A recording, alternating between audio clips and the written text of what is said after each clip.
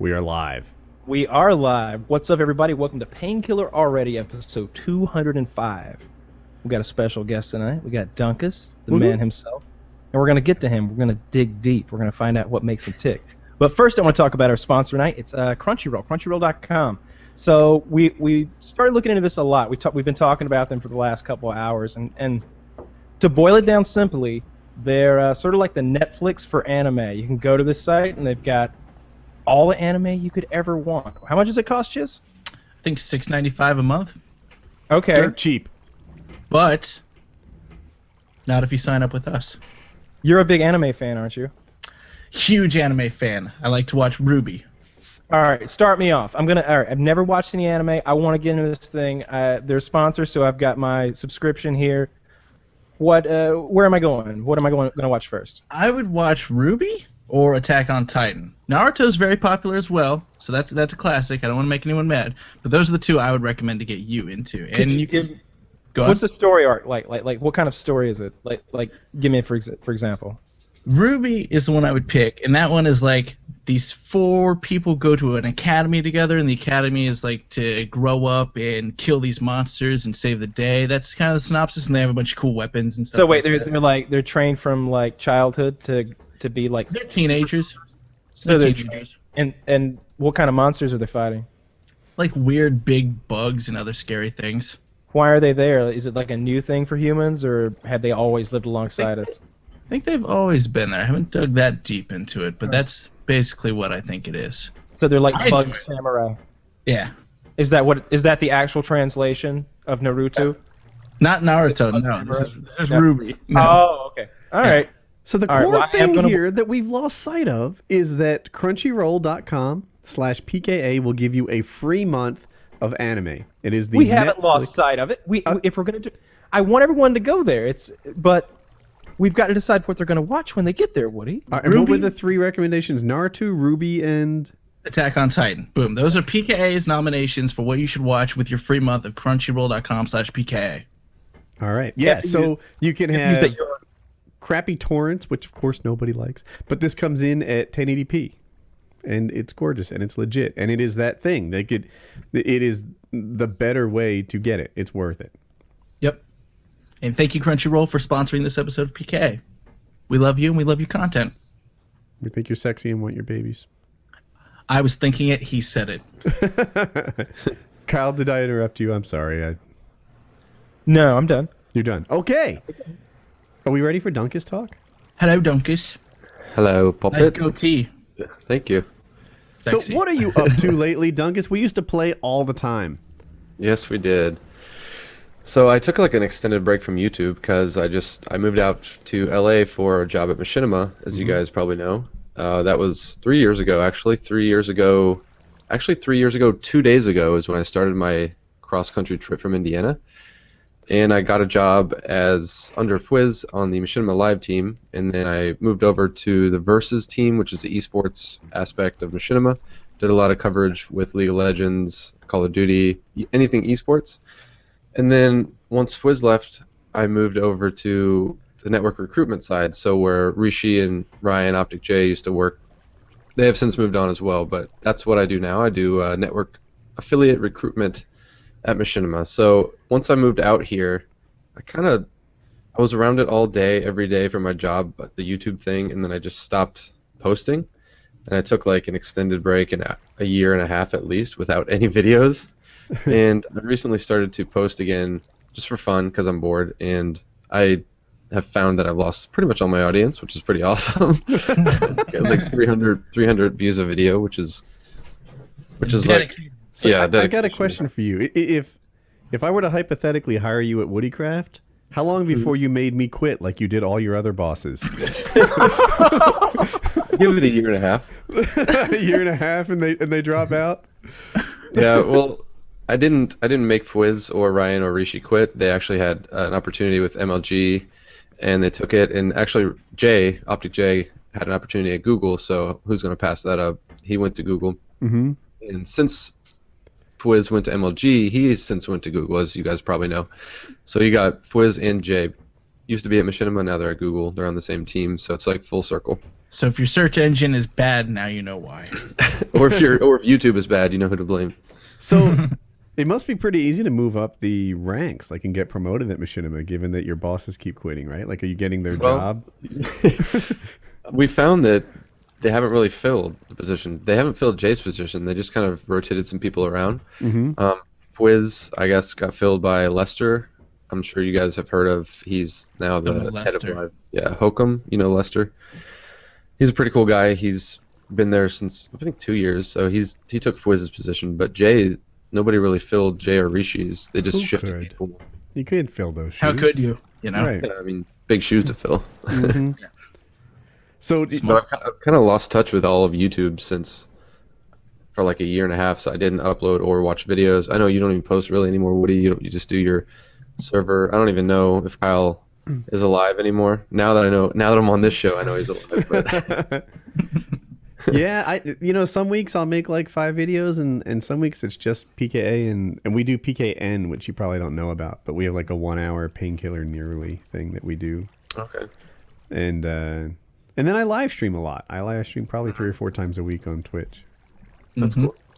Yeah, that's the future, live streaming. I mean, YouTube's there as a side thing, but most people see that live streaming is pretty much the future. And YouTube could be there. I swear, even now with Twitch so far ahead in terms of mindshare, a lot of people have giant, like, established bases on YouTube. If they would just clean up their chat, they'd be done. Clean up the chat, make it a little easier to go live. The process is arduous, and YouTube would be. They could be the biggest live streaming site in the world.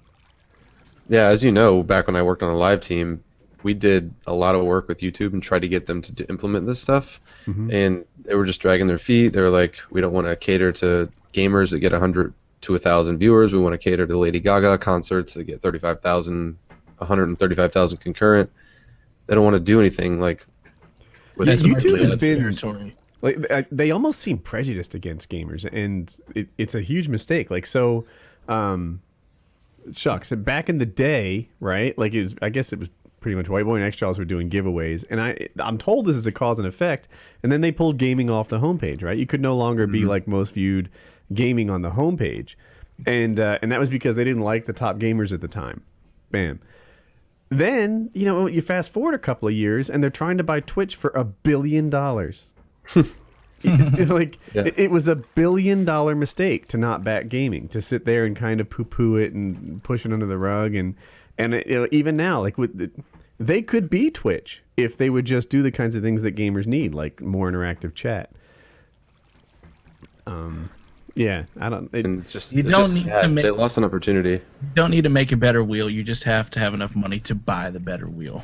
Well, I think there was an antitrust thing, right? Isn't that why they didn't buy Twitch? I didn't look as to why they didn't buy them, but I was making a jab. That was like a rumor. They were just in talks, but as you know, Amazon did buy it, so. And their stock went down. I don't know why that stock went down so far. Yeah. You should be working at Twitch any day now. I think half of Commentary March Madness is there. Yeah. Now Bash is there, right? Yeah. Now Bash is there. It's ridiculous. Bash is there. Ernie, Fuzzy Justin. Otterballs. Yeah. John. Tino's, who was he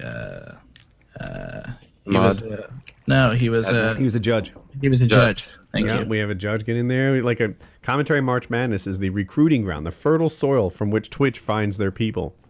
And you were in the competition. Yeah, I know. I made it to like the. Yeah, I got higher. I got higher than you. No, I was in the final 4. No, you weren't. Yeah, I lost a sideshow. Oh, Did were you? Oh, well, damn. Winning the whole thing, I think. So suck on that, Chiz. No, he wasn't, because I lost to XDavidXS, who went on to verse Sideshow, who Sideshow beat, and that was in the final against Fuzzy Otterballs. Okay, I remember this because I am like Al quarterfinals, Bundy when it comes to Commentator March Madness. I remember how far I got in the contenders. Elite 8. I know I made 3 videos, so whatever that means. There you go. You made a video with music in it that got me like a content ID thing that caused me trouble later on. That guy, he actually gave me permission to use that, so if you still have that problem, let me know. I think I ended up deleting it, and I don't even know if that's the best way to handle it. It's a nightmare, YouTube and their copyright protection stuff. Yeah. Jerks. Flail talk. Something I forgot. Flail talk. Is it time for flail talk, Kyle? Flail talk. Remember Let's talk about Ukrainian limbs? man-killing machines. I wanted to mention Ukrainian limbs because he was part of it with you. Mm-hmm. I actually went to. He's friends with Lester, who is on the live team, and he actually went to college and was roommates with Lester. And one of these random nights, he came out to visit Lester, and we met up at like a bar or something. And he was there, and I was like, "Is that Ukrainian limbs? Like, how do you know this guy?" He was actually really cool in person. It was the first time I met him. So that whole thing started out with him, like manipulating me and basically using me. Like that was that. That's how. He it's story time. So commentary March Madness. He reaches out to me on Skype and he says, "Woody, what is wrong with YouTube?" And I'm like, I don't know. It seems okay, right? He's like, "No, democracy." And I'm like, "Wait, what? Like it's not democratic enough?"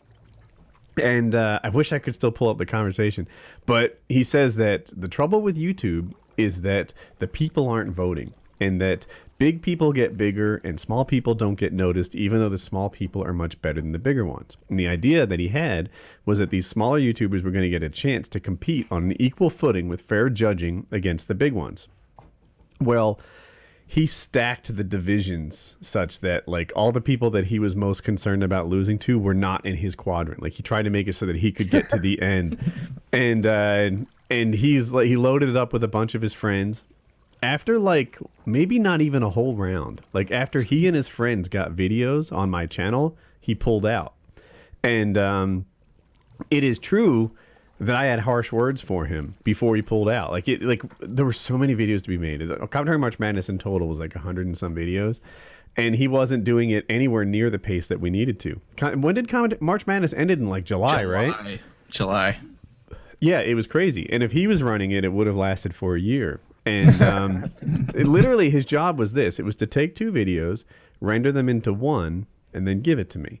And he would get like 1 a day done, maybe 2 or something.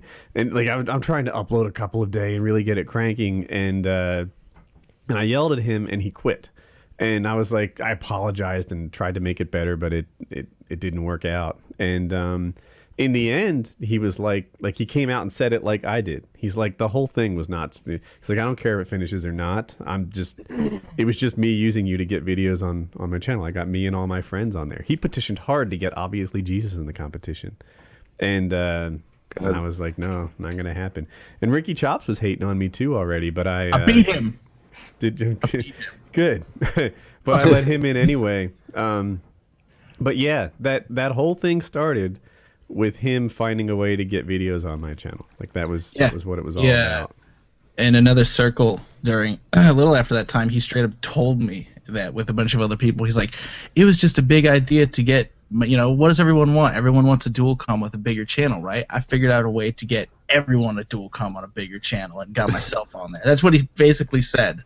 Yeah, and he was like going to be like my co-announcer. We were going to have like weekly kind of status updates on like, who was winning, kind of like ESPN format type thing. But he just didn't put the work into it. Like to me, taking 2 videos and rendering them into one is a very minimal amount of work. Like that's just freaking nothing. And he's acting like I'm up all night rendering videos. Wait, are you fucking serious? So I don't know. But if CMM was great, and if it wasn't for it, I wouldn't be where I am today. Okay. I mean, it was a good idea, I think. Oh, yeah. I took so much hate for it. Like if it wasn't for an allegiance to the people in it, I would have ended it long before it stopped. Like my subscribers really wanted to see my videos, and they felt like the commentary March Madness was pushing them off my channel, and then there was a whole bunch of people pushing back, like this is just some big scam for Woody to get everybody's views. Mm-hmm. And it's like, oh, you guys take everything and twist it into, like sometimes I'll get hated on for not doing enough dual comms. Other times I get hated on for like taking the money from other people's videos. And it's like, well, which one do you want? Let me know. I just hate you. How about that? Doesn't have to add up. Okay, I just hate you. Oh, now I don't have to be consistent with my arguments. I'm on the internet. But yeah, that's it. Like, yeah, I used to get called out all the time for not doing enough dual comms, and then I was like, To this day, I don't know anyone that's had as many other people on their channel as I have. You know, if you include That's true. PKA in that, like, no one can touch it. But, you know, whatever. The internet is silly. Flail talk? All right. Do you really want to do flail talk? Yeah, I want to do flail talk. You bought a flail. All right. I bet only like 28% of the people listening to this know what a fucking flail is. Are you talking about a medieval weapon? Nope. No, see? Case in point. All right, so here's the deal.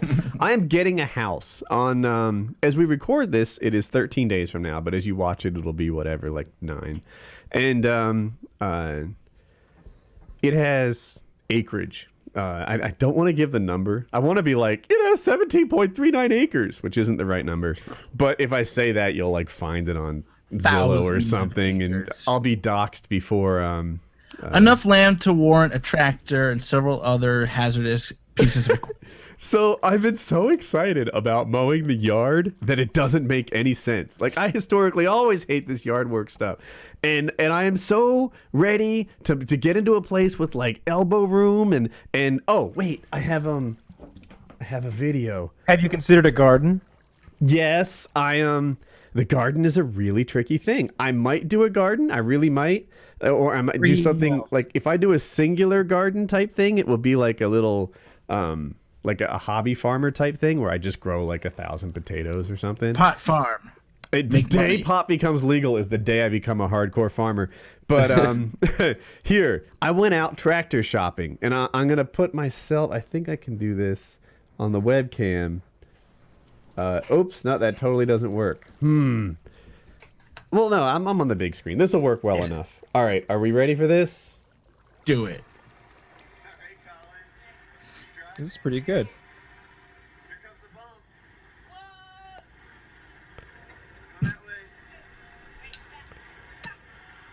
That's my tractor. We bought a tractor. Fucking Green Acres over here, right out of New Jersey.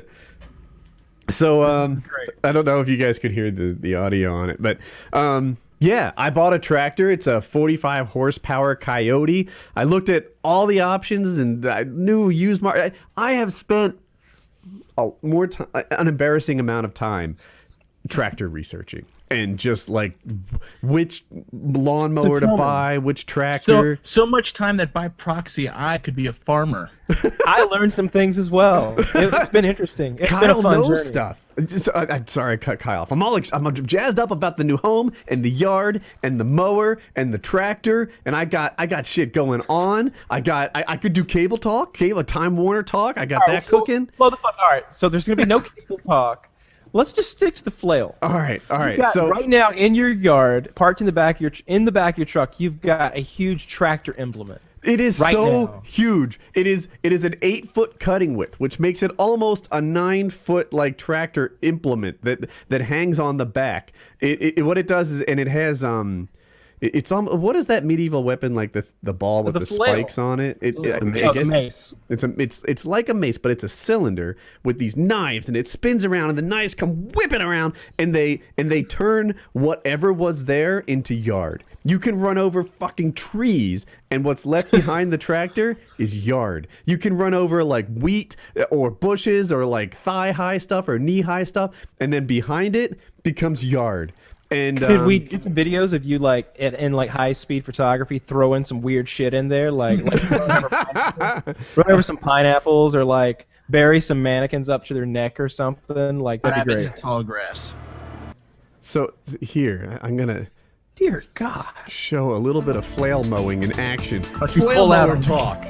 Like, so you guys can't see it. I've got on the YouTube playing. There it is. Look at that shit right there. A tractor and a flail. What used to be knee-high weeds is now nothing. And you can set the height on it, of course. I bought this giant flail mower that is often used to like mow next to roads for my new giant yard. And I'm going to turn whatever used to be tall grass into yard. It's a cool mower. I had never seen a mower like that before, like where it goes end over end. Like, I'd seen the ones, like I said, like disc mowers and bush hogs with they're like, really big long blades, but I'd never seen one like that. That's cool. So, and I really do want to see you like pulverize some things with it. Like, that's the kind of thing that won't break. That's the beauty of like a flail type device. I hit the You wrong can flail things. Flail things. So TVs. here's the picture I'm Flail about a to show watermelon everyone. patch. This is what it is on the bottom of it. There's that cylinder spins around, and Oh my those God. knives, like you can see, they're offset, so there's no like rows of grass left behind, and it just whips around at like Mach 1, Mach 2, I don't know, and cuts grass behind me. I have a video idea. So here's what you do.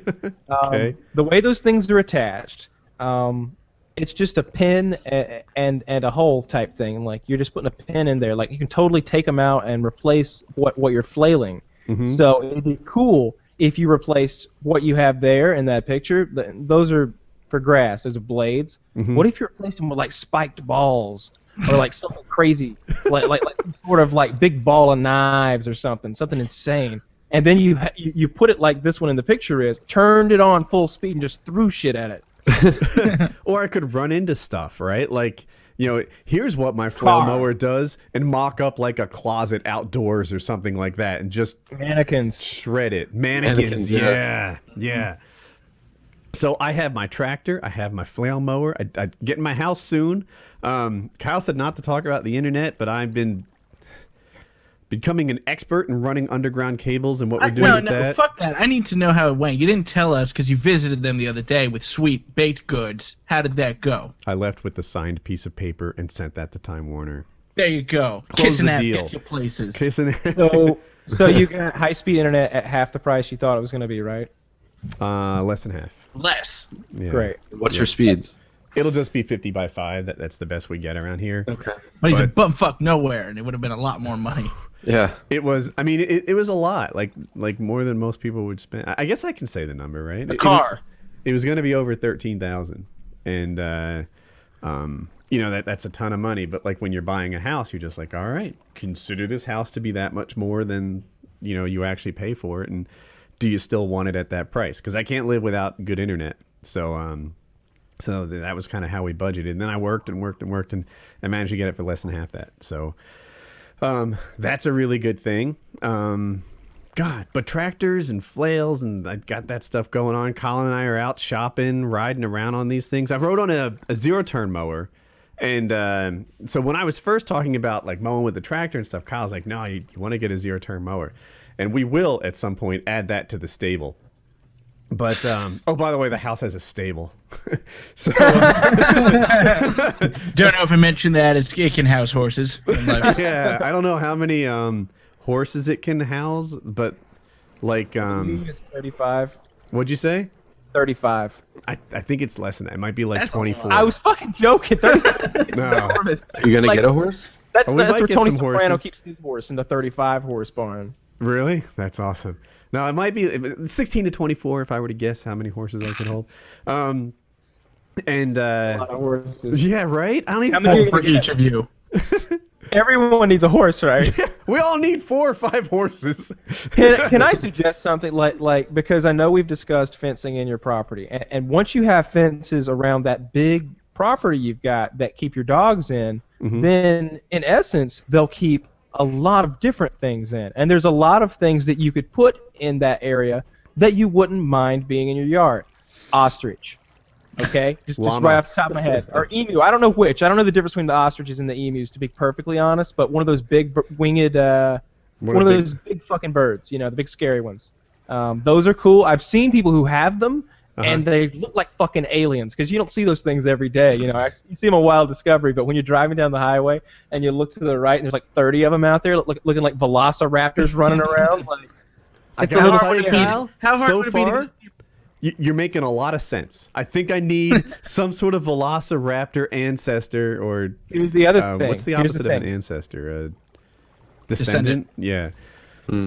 They totally are. So if you got some ostriches, a cool WoodyCraft video, what if you outfit your ostrich with a 3D printed like velociraptor suit, or like suit them up, an armored emu, like something like that. Welcome to Woody's lab. We've got the armored emu, and just have them really badass because those things are scary as fuck. Like you could get in one of those MMA suits that they beat you up with bats and stuff, and you could go like combat the armored emu. It'd be sick. It'd That'd be be- Alpaca? try to steal its egg. Kyle, Yes, alpacas are really cool looking. Yeah, dude, if you say a random animal that somehow exists on farms, Kyle's like, you know what? I have a background in alpacas. Let me tell you, this is how friendly they are. This is what their droppings are like. So, Kyle. They're not friendly at all. Not Really? friendly at all. They fucking spit and bite and stuff. They're mean. Yeah, they're mean. Oh, I thought that. Yeah. Is there a nicer one? Like a llama? Zebra. I think llamas are kind of. Isn't that what he had in Napoleon Dynamite? Wasn't he feeding Yep. a llama in the backyard? Yep. Yeah. You know what I That'd be- actually want a think would be zebra. cool? Like like I want goats. I mentioned goats Goats to my. are super easy. So goats are really, really nice. That's a cool thing. Their droppings are like I'm not an expert in goat poop, but from what I They're like understand, Cocoa Puffs. yeah, you could almost mix it up with a rabbit poop. A lot of people know what rabbit poop looks like. They're little like perfect spheres, raisin sized.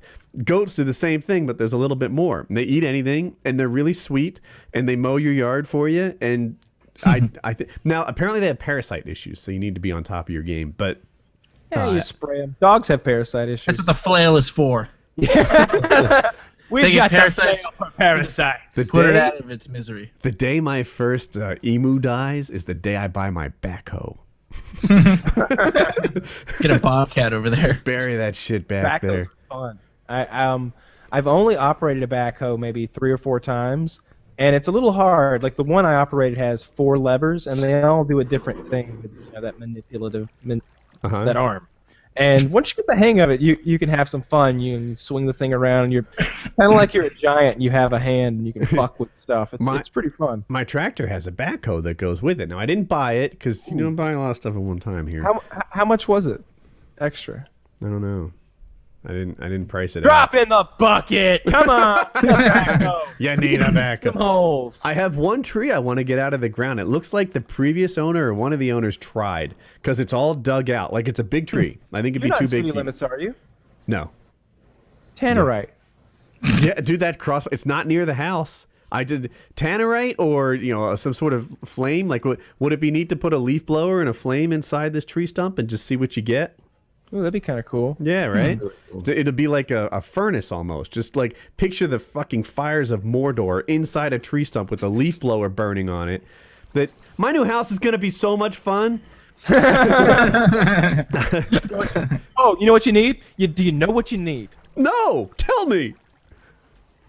You need an airsoft field in the backyard with square hay bales. There's nothing wrong with that idea. You could do airsoft or paintball. You make a paintball field, and I'll come. Yeah. I was just digging around in the closet, and I found my paintball gun. I thought somebody had stolen it. We've been over this. No pussy airsofting. Paintball. I suggested airsoft because I feel like He's got enough land. He ain't gonna hit the house. Paintball. yeah, and then the dogs are there too. Well, I guess you could put the dogs away. That's what the stable's I- for. But I found my paintball gun, and I was See super. what you got there. You got Kyle's a paintball guns are always so badass. One talks to you, right? It has a woman's voice. That was a prototype that they let me use for a You got a little while. Geo, I wasn't Ego, a keeper, you got- unfortunately. You don't Yeah, have that that one thing- anymore, that prototype? No, that was a loaner for that event. Okay. This one is mine. We got a die boomstick The there. one you're talking about was like, I think it was a Lux. It was like a prototype Lux that they had let me use. And then there was another time they got me this prototype Ego and it felt so Ew. like this is Sexy. a Dynasty Geo 14, I think. No, not 14. It can't be. It's a couple of years old. In any case, it's a really nice gun. I think. I paid for it. I didn't get anything hooked up with this. This is the one I wanted. I could have gotten some other guns considerably cheaper, if not free, but I really wanted this gun, so I paid like $1,400 for it, and I really, really enjoy playing with this gun. I can shoot it so goddamn fast, and Oh, I'm sorry. the way I like to play is I like to play with a speedball marker, but I like to get really close in the woods. So I like to get low and go through the shit nobody else wants to go through, and just spray for ticks beforehand and deal with it. And then if I can get like literally 3 to 5 feet from you, like up close and personal, I really like to just hit them with a burst in the ribs or something and hurt them. Like that's my favorite part of paintball. Like I wouldn't play if it didn't hurt. Like I'm all up for you shooting me. I hope you do. I like it when I get shot, but I don't like it when they keep shooting. I do. Like, No. You don't like it when you raise your I like it. and walk around and keep shooting? When we play, it's not called League of Legends. What's it called? What's the big event called? Living Legends. Living Legends. Thank you. So when we play at Living Legends, it's like 750 versus 750, right? There's over 1,000 people playing. And, when I get out, I just like, all right, you got me, right? I'm laying on the ground. You've got like several headshots on me. And I raise my hand, and then they shoot my hand. And then I'm trying to stand up, and they're just like, and it's like, fucking stop. Stop. You gotta let me go at some point. Here's the thing. Like in speedball, what you're doing is perfectly fine. And in like small woods ball games and stuff like that, when like you can hear the other person. But, a lot of those battles we're in, there's like 50 people over there, and they're screaming and shouting and all that stuff. They don't know if you're out or not, and like some of them aren't even looking at where they're shooting; they're just spraying shit. The best way to do it, to come out from behind something, is just to commit. Is either to get a ref to like shield you, or just commit to it. You just stand up, head down, hand up. No, I know this. You're not telling me they don't know, but it's kind of hard to put. Like, let's say, for example, every time you stick your head up 3 inches, they shoot the fuck out of it. You're like, what you have to do is stand up 6 feet. And you're like, you're right, but if they light me up at 3 inches, 6 feet sounds horrible. Well, now, if they just keep shooting, I still have my gun. Like, I've done that. Like, you shoot them, and at some point you're like, you know what? All right, it's back on. I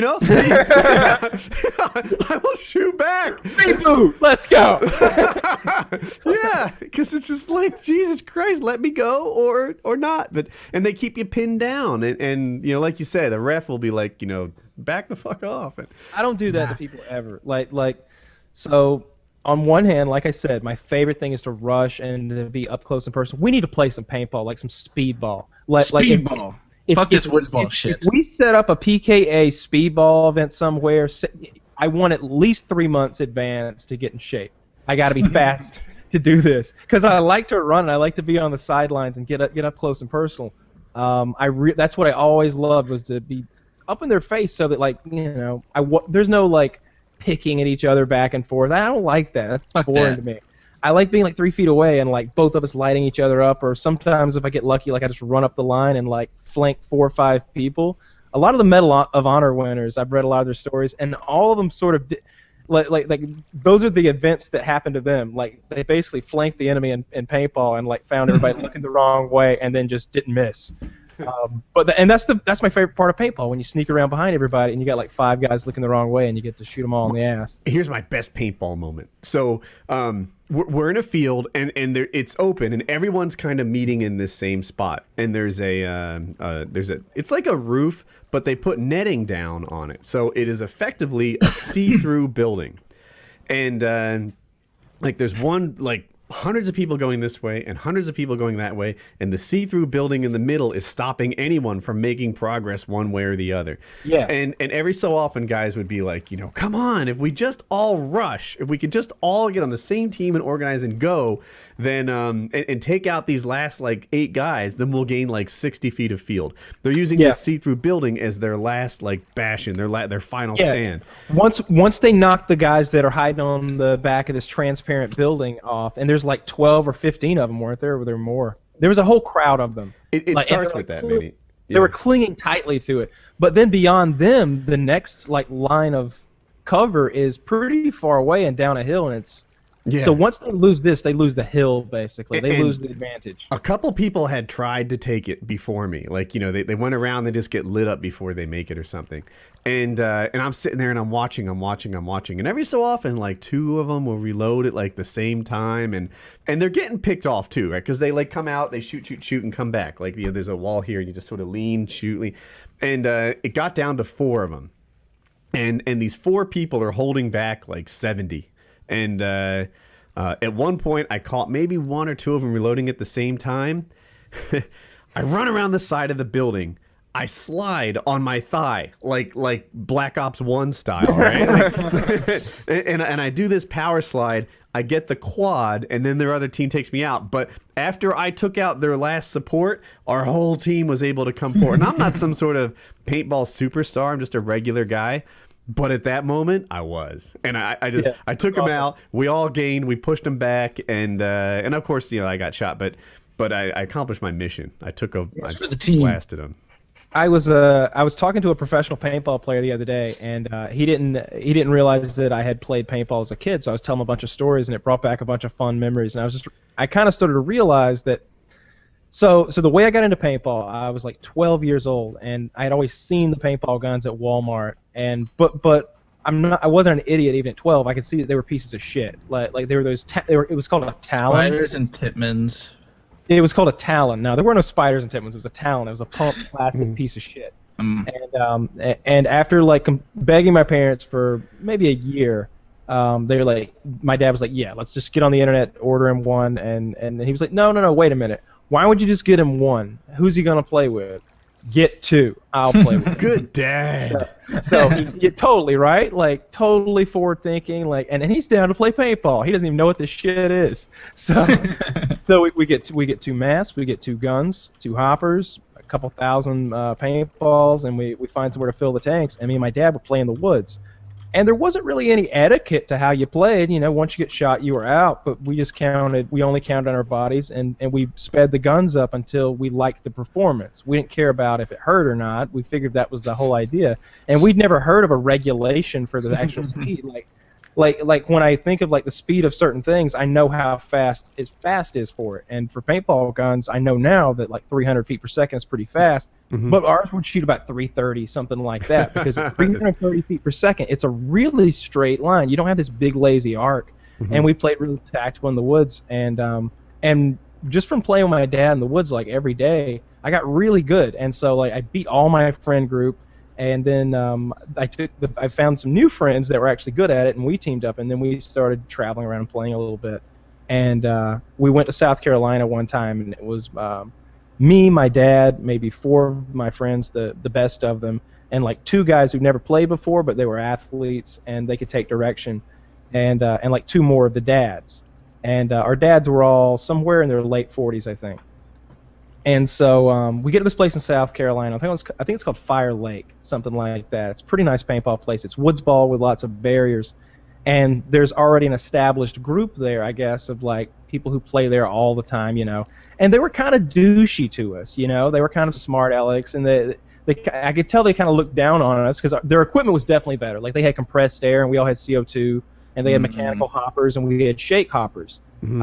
And most of us had spiders or Titmans, and they had auto cockers and auto mags, and they were working on when the Predator, they were working on the pneumatics and their auto cockers. And in the movie when the Predator takes his mask off to fight Arnold at the end, and he goes,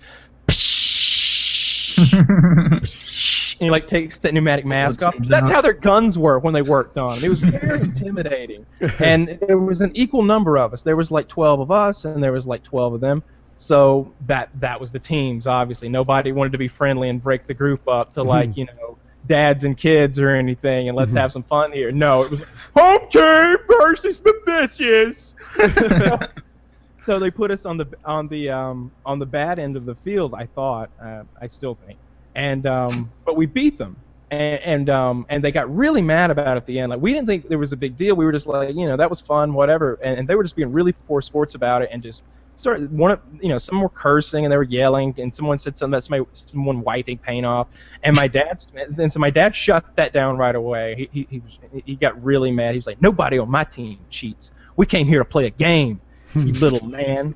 You want to come in here and play this game with me and the rest of these boys? You can go play a different game for real men. You don't want to play my game, boy." And so it got shut down real quick. You don't want to play Dad's game, I guess. I don't even know what that meant at the time. I don't know. But anyway, so we continued to play, and we beat them 3 more times in a row, and they literally quit. They got mad, they left, and they told the owners we were cheating and drove away.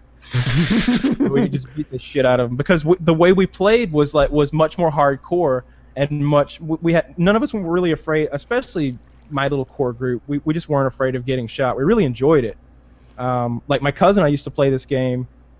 We would go into the buildings when it was raining, especially at night, and we would crank our guns up to about 325 feet per second, and we'd stand off at about 40 yards between us, and we'd take the hoppers off our guns, and we just have a pouch of balls, and we'd drop a ball in, aim at each other, and take a shot. And you can't dodge; you just got to stand there and take it. And if no matter what happens, whether you hit him or he hits you, you both just take another step closer and you do it again. And so and what that game does for you is, one, you end up getting shot a lot and you don't flinch. So you actually, for the first time ever, watch a ball come at you and see it hit you and understand like how that works. And having an appreciation for that helps you play a little bit. You understand the dynamics of that ball much better than the person who flinches all the time and does this and never actually sees it happen. And also, you learn how to dodge a little better and make yourself a smaller target, and you become a better shot at shooting people because you realize that if you shoot him here, it's not going to break. You got to kind of get in here somewhere. So you start aiming for, and you can aim for his balls and stuff too. I like to shoot for his hands. I'd always shoot for his hands, try to bloody his knuckles. But we played hardcore games like that. So when we went, and then we were real douchebags. Let me just say this to begin with. I was 19 years old. I was literally training for paintball, doing wind sprints. We took it seriously, and we went and played tournaments on the weekends. And we had these shirts that said, "I shoot children for fun." Now, some of the parents looked down on that, but we just thought it was a big joke. It was all about paintball and having a good time, but it was true. We came there to have some paintball fun, and we always did. I really enjoyed paintball growing up, and I'd be up. Yeah, you build a paintball field, and then that's what you could do. Woody, how about a giant airball field home warming? I don't know if I wasn't sure I wanted to vocalize this idea, but I was like, you know what? So after I get doxxed, right? Once it's done, well, I could put some hay bales up, make a little paintball field, like some sort of speedball thing. Oh, dude, get you those inflatable bunkers. I know a set builder that would contribute some stuff, like some crazy stuff, like they build these crazy theme paintball parks, like. It's all 3D created stuff. It's really intense. I don't know. I'd have to run the idea by Jackie and to see if it makes any sense. She's not gonna be down for this. But on a more realistic idea. But I will say idea, this: you fuckers aren't coming inside. I know how many you goddamn kleptos would love to take some Woody's Gamertag paraphernalia. They be taking upper deckers in your bathroom. They'd be like, "I'm wiping my ass like Woody with Woody's toilet paper." Yeah. This is the bidet he was talking about. They'd be trying to steal Woody's shorts, Woody's Gamertag shorts. Yeah, right. I just see like, oh, here's a coffee cup that was Woody's. We'll have half the shit we used to have. Run out of Nalgene bottles. But yeah, I would totally be up for a PKA paintball day if we did, but I want to do speedball. Like you said, though, we need 3 months of time because I need to get in shape. I used to play a lot in high school. Can't do, and I played speedball. Fuck this woods ball shit. I was the guy diving into the snake. I loved being offensive. I want to see you dive into the snake, motherfucker. We'll see. I loved it. I couldn't be the guy in the back left just doing this. Yeah, I don't want to be that either. I don't even wear a pod pack, man. I got a hopper and that one pod. That's it. Like I don't even when I see that in the game, I'm like, I'm coming for you. You in the back. I'm coming for you. I'm getting them so I can get you. And at the end, literally this happened. I swear to God, this is exactly what happened. It's me, my cousin Scott, and my good friend Raleigh. And Raleigh was the superior athlete by far. Raleigh was one of these guys. He looked like mini Hercules. Like at 16, he had like an 8-pack or something. It was just absurd. And I think he's got like some Cherokee ancestry, so he had a. So he could handle his alcohol. The swindle. Made bad deals. Paintball team.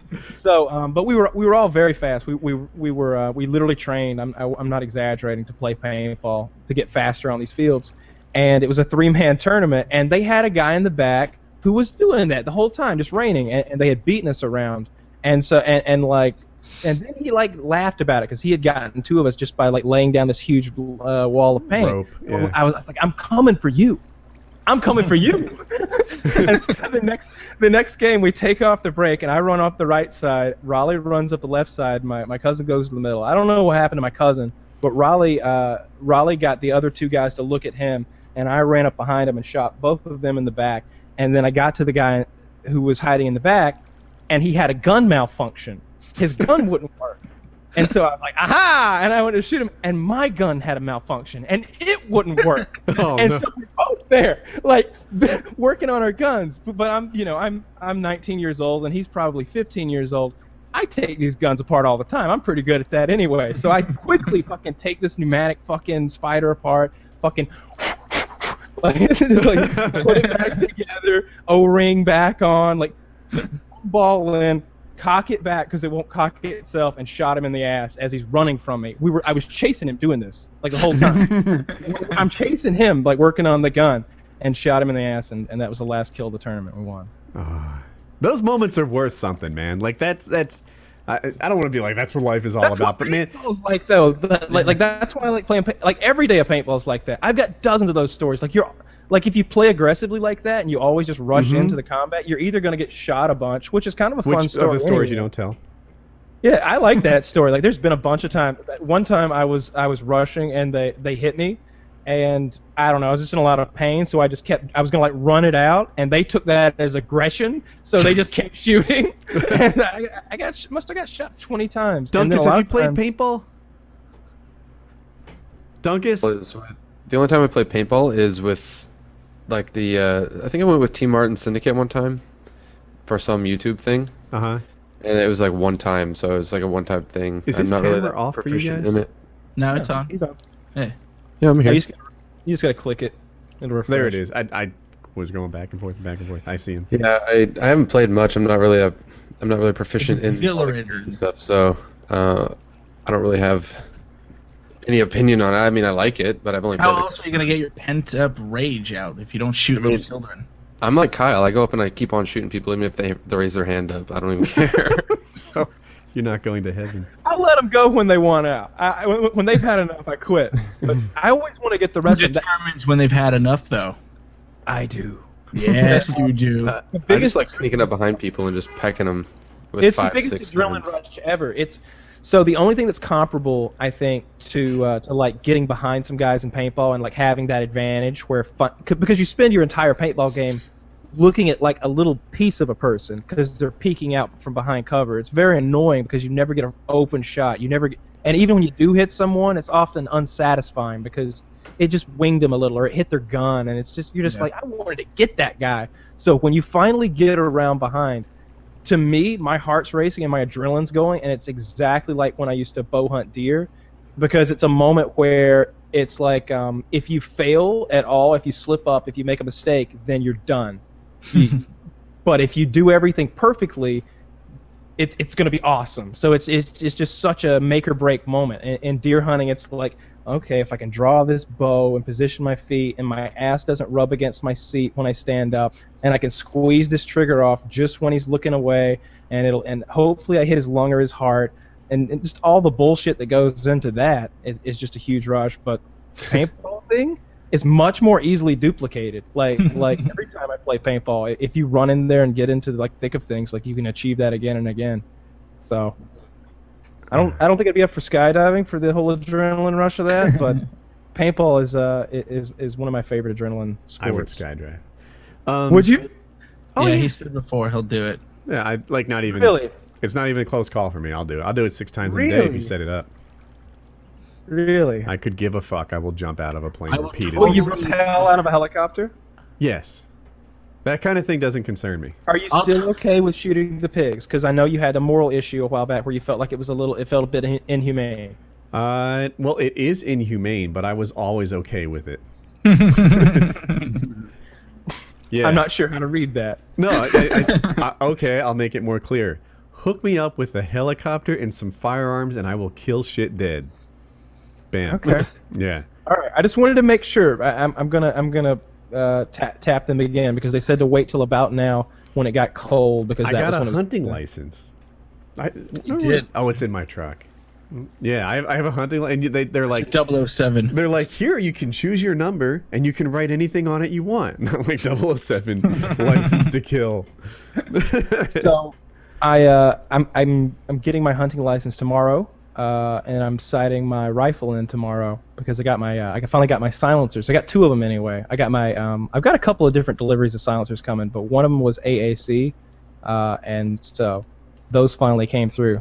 So I got my Tyrant. I got my Tyrant 45 suppressor in today, and this thing is insanely quiet. I've shot a lot of silencers before, but it's usually one of those things where, like, we're working, so I don't really get to enjoy them and do the laid back kind of things that really familiarize yourself. Allow you to familiarize yourself with something. But now that I have this thing, it's so fucking quiet and so much fun to shoot. I think it's like 120 decibels, 45 ACP, and I mean, it just looks really cool.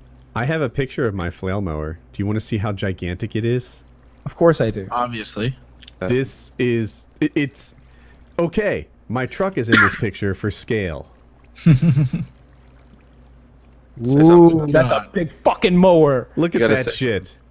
Woody, like, realistically, Oh my God. can we do that thing I described where we throw stuff into it? Maybe. I need to see how tough it really is. But It's yeah. tough as nails.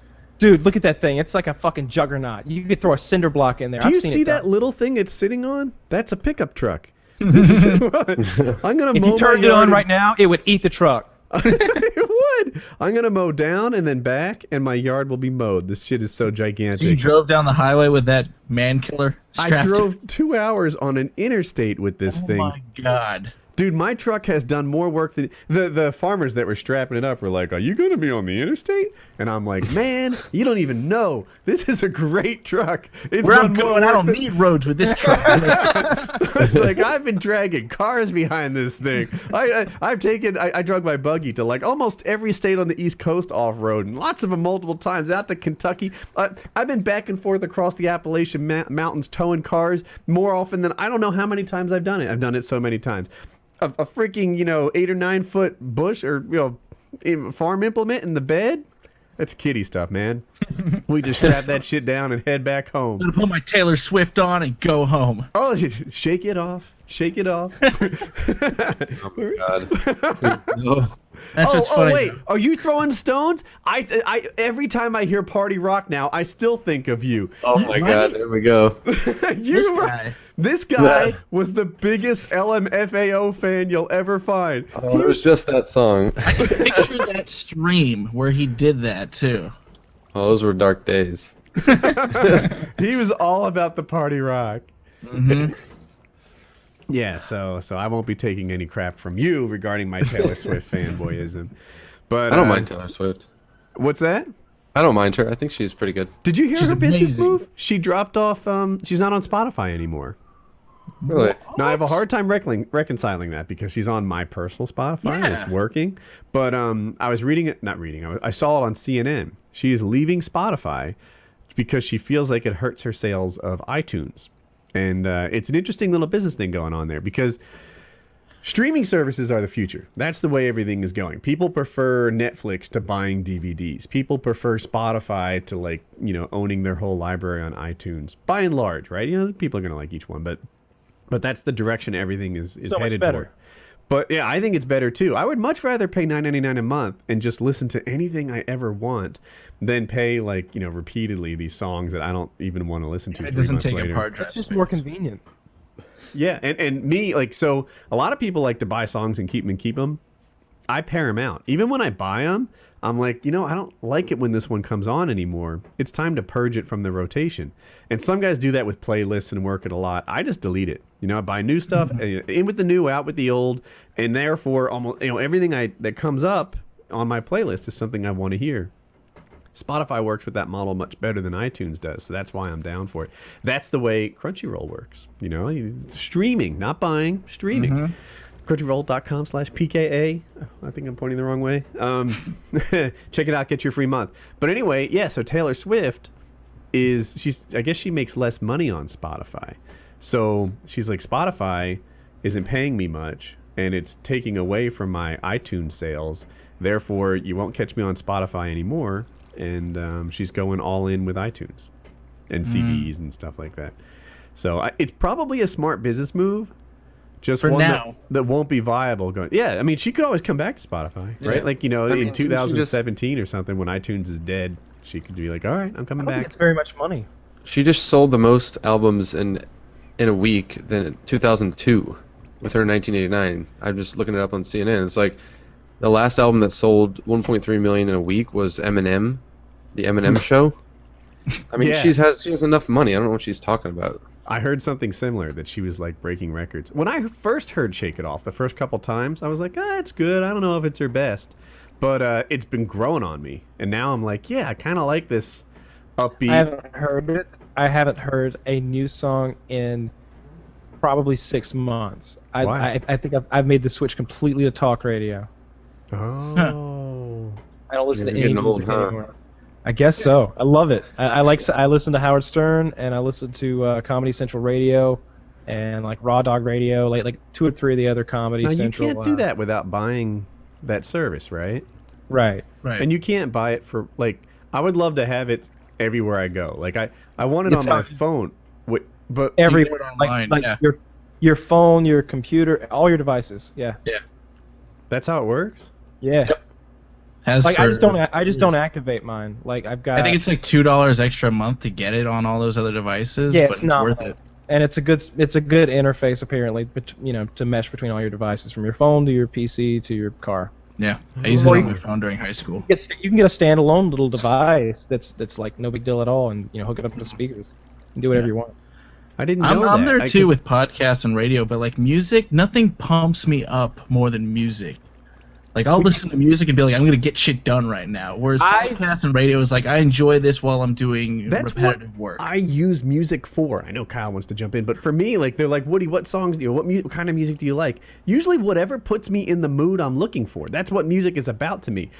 Sometimes it's Taylor Swift and her, bubblegum pop, Shake It Off stuff. Other times it's something more, like I like Fall Out Boys, is it with an S? Fall Out Boys a lot. And they've got some hard rocking kind of driving stuff that brings it, right? I don't know anyone who's rocking right now like Fall Out Boys. Like sometimes it's rap, but usually like the music I'm picking is something to bring the atmosphere I want. Which is why I never really got into jazz. Like I don't know what atmosphere it brings. I've tried to like jazz. I know people who like it, and I kind of like looked up to them in some ways, and was like, yeah, I like jazz. It's so complicated. It's this, it's that. It's emotion. It's not even music. It's spoken word through the trumpet. And I listen to it, and I'm like, I don't know. This shit's It's a just... bourbon and cigar kind of mood. This is why I like party rock, because I'm always trying to party. There it is. Party You just Rock's need on my to playlist. set you up a playlist of like the best of Howard Stern, because I promise you, if you sat there and you got to watch so they got a Norelco ad, I want to say Electric Razor sponsorship, and the way they used this, I'm sure their creative department came up with this, was they had Beetlejuice come in, who's a small black midget. Kyle's racist. From Howard Stern, right? Yeah, who's retarded, and his head's very small. Like his head's about 1/3. Why would you call black people retarded? That's not even a stereotype. I mean, he is. He's like Marfan syndrome or something. Oh, you're both doing it. They tested his IQ. He's in the retarded. His I'm mouth just looks like a goofing. goat. Yeah, Stop generalizing all black dwarves. I'm not. I'm very it's you, specific Chiz. about Beetlejuice. I think his name's Lester. We could hire him, by the way. By the way, go to it's like jollydwarf.com. You can hire him. Like we could have him on the show if we wanted, I think. But he's a severely retarded black midget man. Anyway, so here's what they did with Norelco. They had a porn star come in. She shaved his balls live right there, and the video's on YouTube if you want to see it uncensored. She shaves his balls with the electric razor, and then he teabags her. That's an episode of Stern. They did that shit at 9 in the morning, man. But that'll make you laugh, but will that pump you up? Oh, there's nothing that'll get you more pumped up than seeing Then some Siobhan. black midget retarded balls. No, Siobhan, the porn star. No, he used to be a man, but he had a sex change operation, and now he has this really gross quasi vagina that he says smells like British cheese. And so the competition was this. The sponsor was Panasonic, maybe. I think it was Panasonic TVs, and they had. And I don't know exactly, but I'm guessing this was around 2002, 2004, when a big screen, HD TV was worth a lot of money, and they had one to give away. So what they did was they brought in a lot of the staff and the whack packers, and they had them bid to win the TV. And what they were bidding was disgusting acts and stunts that they would perform on the show to be awarded the television, and they kept one-upping each other. I'll lick an asshole. I'll take his dick cheese on my face. I'll finger paint like somebody's balls or something. And it kept getting worse and worse and worse until people were getting shit on and pissed on, and it was getting terrible. And they kept outbidding each other, and it was horrifying. And then this one guy, I think his name's,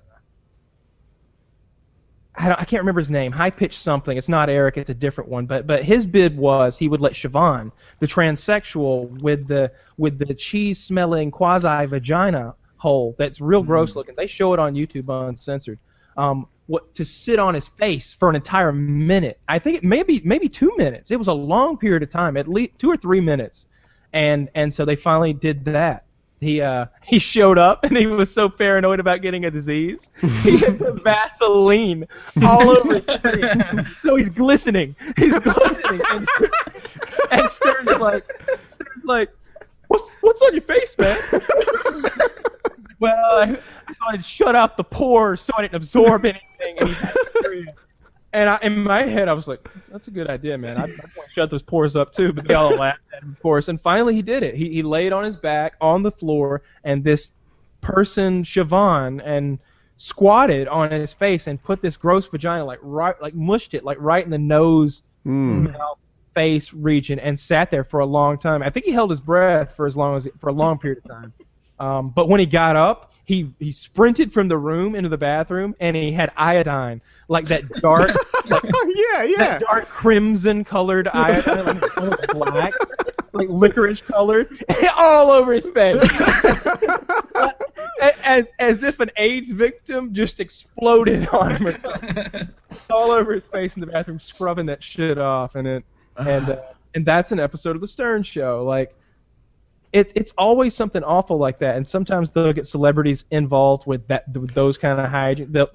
Mickey Rourke will be there and be like, "Hey, you want to stick around? We're playing anal ring toss. That's when we stick a stick in this porn star's ass and we throw rings at it competitively." I think that's hilarious, and it's not always like that. Some of his critics like to say that like all the shows are disgusting and filthy like that. Mm-hmm. The best ones are, in my opinion.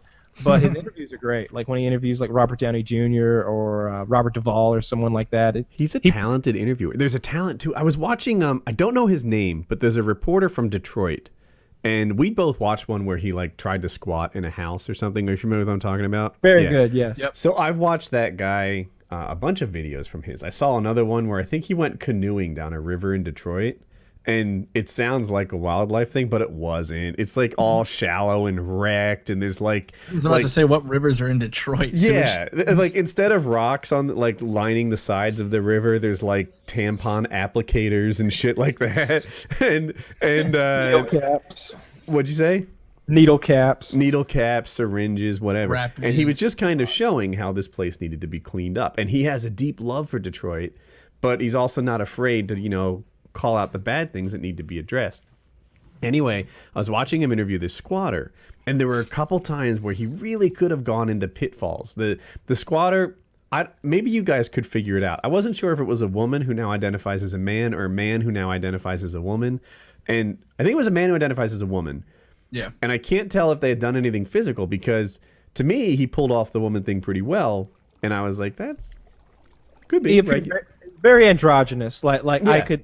If you told me it was a man, I wouldn't be surprised. If you told me it was a woman, I wouldn't be surprised. Exactly. So she says, well, I'm a woman. And he's like, hey, respect. Like, and he just avoided that whole pothole, right? That whole thing where he could have got himself into trouble. The topic should have changed away from the fact that she's an illegal squatter. Then he just said, hey, respect. That's not it. There was another one where in the same interview, he's like, so what do you do? And she says, I'm on disability. And he goes, oh, what's wrong? And she's like, I don't want to talk about that. And it was another like landmine that she had put out there for him. Right. And he goes, no, that's your right. Then we won't talk. We're just calling out for the fact that you're on disability, and to us, you look perfectly healthy. But he left it. He didn't step on that landmine. He just said, hey. Yeah, she could have easily been like, well, actually, I was shot 3 times by a policeman. Because I was in a crowd, and now like she like pops off her fake leg. Right. The topic just could have changed to whether or not she was qualified to receive disability, and instead he was able to keep it focused. And as a fan of his work, like as a regular viewer, he just makes good videos and he does good stuff on his TV show. As a guy who also sometimes interviews people, and you see how terrible I'm doing with Dunkus, we hardly talk to him. I could see how talented he was at his job. And somehow I got on this idea, like, oh, Howard Stern. You might think it's just an interview, but it's not. He really has a knack for getting things from his guests, from turning it into something great. And, yeah, so hey, Dunkus, what's new with you? Yeah, how's that water? Water is delicious. Coming to you live. Water. Coming to you live and direct from LA. I'm on Gamma Labs right now. Coupon code Is that Woody, what that I green think. shit is you're drinking? Is that why you're just like wired? Yes, I Drinking know, slime. right? Like, how often am I this hyped up? All jokes aside, I'm on like sugar times 10 when I'm on Gamma Labs. I Yeah. like that stuff. Like when I went to Woody's house, I was like, you want to get something to drink? And he's like, yeah, I have this and I have that and I have Gamma Labs. I actually like the Gamma Labs. Yeah. And I was like, all right, let's have some Gamma Labs then. So you mix the stuff up, and I like it. It was like green apple. I don't know. It was something kind of like tangy, like sour. I liked it. It was green. Oh, so I actually do have coupon codes. So you can figure out which one works best for you. I'm actually just reading this for the first How much time. caffeine does it have in it? Is that on the label? It is, but I don't have the. I just had Jackie make me the Maureen. thing. Hang on, It's not here. Hang on, I'm gonna find out. Figure out which one works for you. The promo code is either free shipping, all one word, or Woody. Woody gets you 10% off. Free shipping gets you free shipping. Whichever Very one works intuitive. better for you, you can pick. But yeah. Yeah, What? if you're in the UK, maybe you want to use the free shipping one, Yeah, and I don't get a cut of the sales. I just like Gamma Labs. He just drinks Gamma Labs. What's that green stuff, watermelon? It's a new flavor, actually. It's a green apple. Mmm, Nice. I like green apple. You guys still play? Woody, have you played Advanced Warfare? Do you still play Call of Duty? Ghost took away my enthusiasm for Call of Yeah, Duty. same. But yeah, I don't know. Like, I don't know if it's me, if I just spent too much time in the game, or if Ghosts really was as dreadful as I think. Because I've been watching everyone else say every Call of Duty's been bad for years now. But Yeah. Ghost did it for me. And I haven't tried Advanced Warfare yet, but I'm tempted to. And I heard the PC version is good, although I think I'd get destroyed. It's really, really fast. Yeah, there are other games. I was gonna say I can't think of another game that requires as much mouse and keyboard skill as COD. I think CS:GO is right there too. It's a quick kill game where you have to pick off that pixel from across the map. But COD does that too, and like I can do a mouse and keyboard. I play Minecraft for hours a day every day. I play Borderlands, but none of the so while I'm not sitting there looking at WASD, I'm also not doing that kind of hit the pixel kind of aiming that you need to do. Twitch shooting. Twitch. Just with twitch and precision, right? Like in Borderlands, you have to follow flying objects across the sky, but the whatever you don't insta die like that, so you get a chance. Yeah, what happens in COD, and I haven't played CS:GO, but I've watched it, so it's similar to COD in that you kill like that. We'll have to play some. It requires more skill than I have at the moment, and I'm like, do I want to do this? Am I going to commit to achieve competence at this game? I don't know. We'll get you a controller. I don't want that. I think an 8-ounce Red Bull has like 80 milligrams of caffeine, and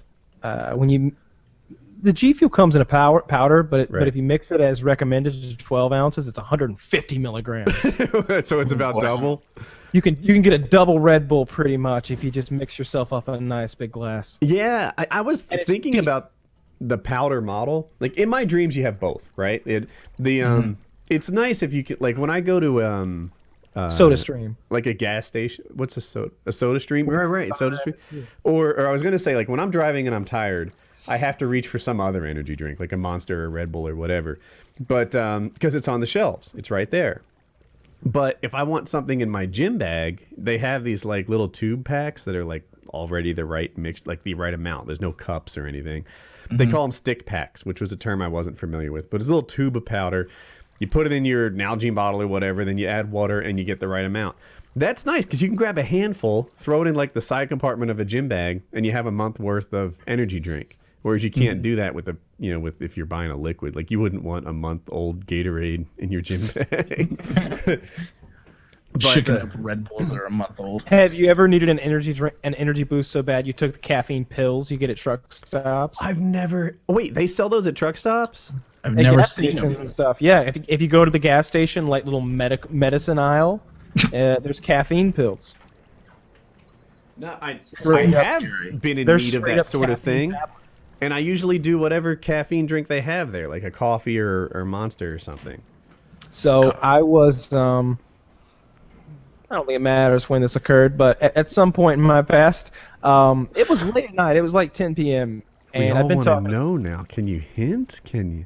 I don't know, a few years ago or something. Okay. It was like 10 p.m. and I'd be talking to this girl who was in Florida for a while. Okay. And she was like, yeah, I was like, I should come down sometime. She's like, yeah, you should come down. And at some point, I decided that like now would be a good time. So like. Hey, and so, like, if you come down here, we might have sex. You know when a good time to come is? Now. And so I packed a bag and I quickly shuffled into my vehicle. And so I start driving. It was very far. Where was it? 8-10 hours away, maybe? More, maybe. Like Orlando or something. It's like a 10-hour drive, maybe 12. It's long. I'll take it back. Hang on. If I do the math, I'll know exactly how long it was. It was. It's 12 hours from here. It's like 10. Okay, so it ended up being like 9 or 10 hours. Okay. Because I left at 10 p.m. and I arrived sometime around 6 or 7 a.m. But I was so exhausted. I was already tired. That was the worst part. When I began the journey, I was tired. I was like, man, I should go to bed. Wait, sex. That needs to be a meme. And so I went to the gas station and I got 4 Monster energy drinks and I got one of the little caffeine pills. I think it was like 250 milligrams of caffeine. So I popped one of those, started drinking those things down, and I called. Do you remember Ryan X. Smith? Yeah, I remember. Yeah, I ended up like he was on the West Coast and he was the only person on my phone that would still be awake. So I ended up I called him and talked to him so I could stay awake. And I was like telling him all. I'm like, yeah, I'm going to meet this chick. She's fucking crazy. And we're talking about the whole thing. And I'm like, yeah, I'm the coming from the man across country driving right now. Right. And totally. So I get there. I start seeing palm trees right about the time the sun comes up. And I've made it into like I don't know some major city. And I'm pretty excited. But I realize I'm still like 60 miles away from where I gotta go. So like, I get on the gas a little bit. It's a 2-lane highway, and I try to pass this car in front of me, and the accelerator sticks, like in the movies. Oh, I remember this. The accelerator is nailed to the fucking floor. Which car was this? I was in the 2000. This is a while. It was in the 2002 Chevrolet. Okay. Silverado. It's nailed to the floor. It's stuck to it. And I don't know what to do. So I I pull it down into neutral and it just redlines. Wah! So I like oh shit. So I put it back in drive and now I'm going faster. I'm going like 80 now. And so finally I'm just like shit. So I just turned the car off, put it in neutral. So now I don't have any power steering. So it's NASCAR time. So like I'm like guiding the truck at 80 miles an hour through the road. I have no like hydraulics or whatever. The brake pump's not working. So, it's manual brakes too. So I'm just like the worst thing ever. I get the thing parked on the side of the highway and I'm just sitting there like And the worst part is I'm like, shit, I didn't tell anyone I know I came down here. This has been like 5 years ago. Did you have to fix it, or did it start, or did it work on the startup? It keeps going. So I put the car in park. I start it up again. It goes yee oh wah! It's doing it again at red line. So I immediately turn it back off. I'm like, fuck. And in my head I'm like, I gotta get a mechanic. I've been up for like 24 hours straight. I gotta find this girl still. Maybe the mechanic can take me to the girl. And then I'm like, well, let me not be a complete pussy here. Let me go work on this thing. So I pop the hood and I get the hood up. I go out there and I'm looking around. I'm trying to use my common sense here. I've got some mechanic experience. And I'm like, well, it's pulling the gas. I'm just like, where's the throttle cable at? And I look, and the throttle cable is stuck. It's pulled all the way back. What had happened was that the throttle assembly had rotated back and had gotten clipped under the plastic like valve cover thing on this plastic shroud that's on top of the motor. It was like clipped under that and got hung, and the car's in maximum overdrive. So I picked up on the plastic, it flipped back forward, and I was good to go. Nailed that Asian chick. Good time. She came dressed as a ballerina. It was weird. Story had a happy ending. Yeah, and I fixed the stuck throttle cables 2 or 3 times. Like, as you're telling the story, I'm like, I think I got this. I think I got this. It was horrifying at the time because it was like one of those moments where in my head I was like the mechanic and nobody knows I'm here. It was just it was going to be a huge problem. Like, but I thought my way out of it and got laid. That was a good day. Great See, story. kids, pays to be smart. You get more sex. Be persistent. Come hard times. So, Woody, life story. Kyle. There was a Republican takeover this There week. was. A sweeping, crushing blow of red that stretched across the landscape. Cheers. Blood. It's streaming liberal tears across from Sea of Shining Sea. Right.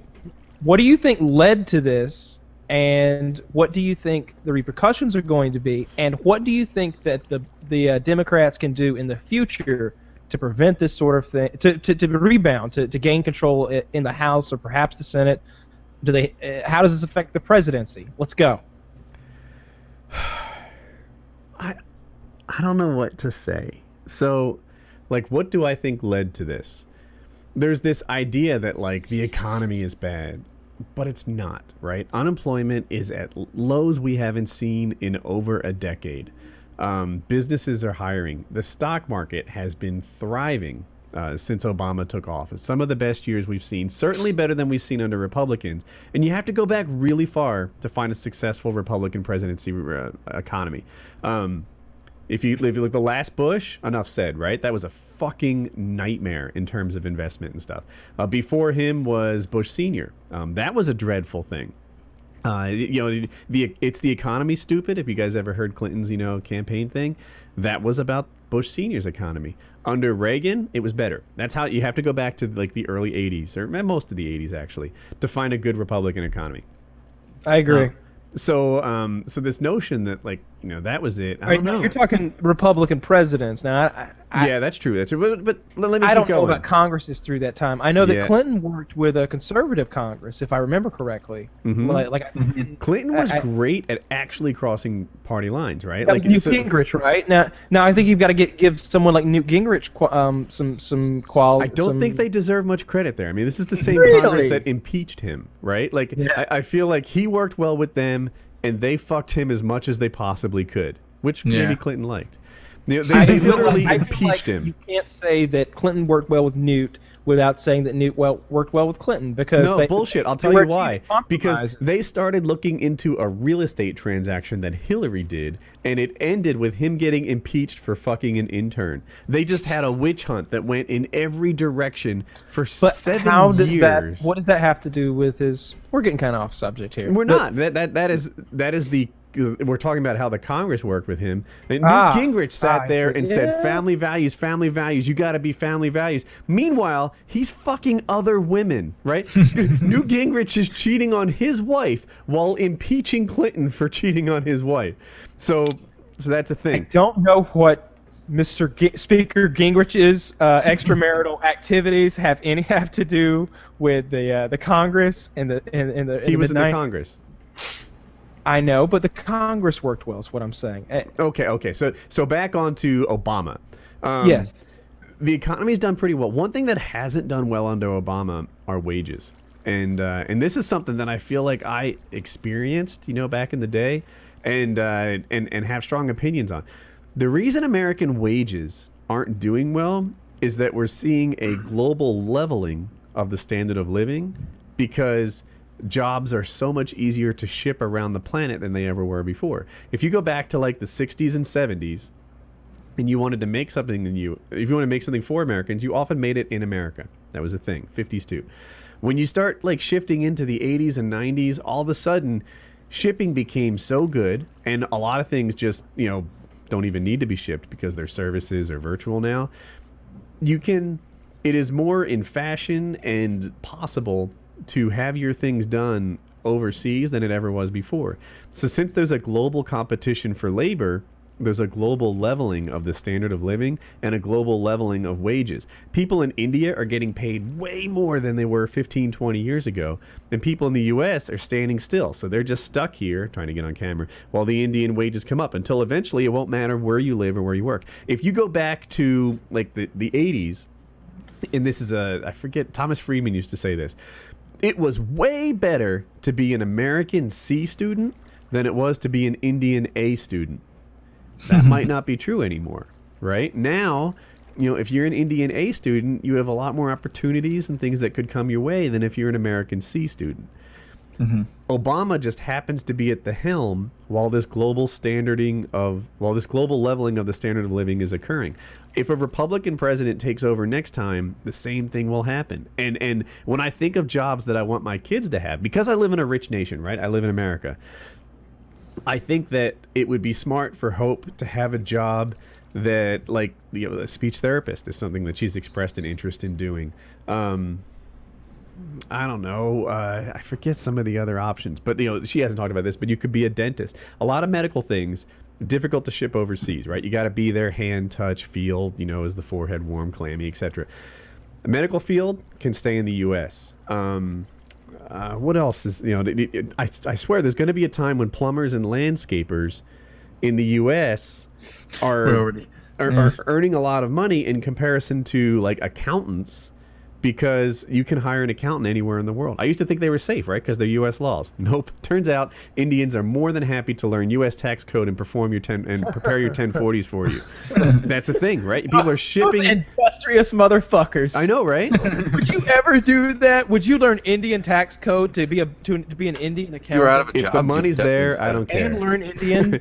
Yeah, there's no jobs over there. That's why. So they you learn Indian so well you could be a legal accountant. All right, just so you know, there's no language. They I was going to say there is no Indian language.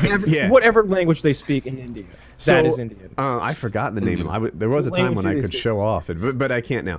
Anyway, so the one thing Obama hasn't gone well under Obama is people aren't earning what they used to. Their wages are just sort of stuck. They're getting like no raise or 1% raises, while the rest of the planet is catching us. Spending under Obama, as much as they rip us apart, spending is actually going down, right? The annual deficit as a percentage of GDP is as good as it's been since Clinton, which is to say better than every single year under Bush. But still, he's doing a lot of big things. Gotta give credit for all that stuff he blew up. Hey, we're in plenty of wars right now, and we're doing just fine. When it comes to bombing countries, Bush trails Obama. Obama has bombed more countries than Bush has. And people don't realize that, though. People, maybe they don't. But, I wish I could figure out exactly what he did so wrong. Democrats play the race card a lot, and I think it's a mistake. I don't think people are voting against Obama because he's an N-bomb. I think. Wow. I didn't say the word, right? Can't you say? I know, but why would you? Trying to get into the mind of the Republican voter. Yeah. So, I don't think they're voting against Obama because he's black. I think they legitimately have a problem with his policies or perceived policies. Obamacare has actually been really successful. The cost of healthcare is not rising like it used to be. More people have healthcare. People think Obamacare is a government handout, and it's not. At its simplest form, what it is forcing people to buy health insurance. If anything, it's a health insurance company handout. But like the way that you should be looking at this thing is, it's forcing people to take responsibility. What used to happen is you wouldn't buy health insurance. If you got really sick, you go to the emergency room, and then somebody with health insurance was fronting your bill for you. Now they say, look, you have got to buy health insurance unless you're super poor, and that way you pay for your own health care.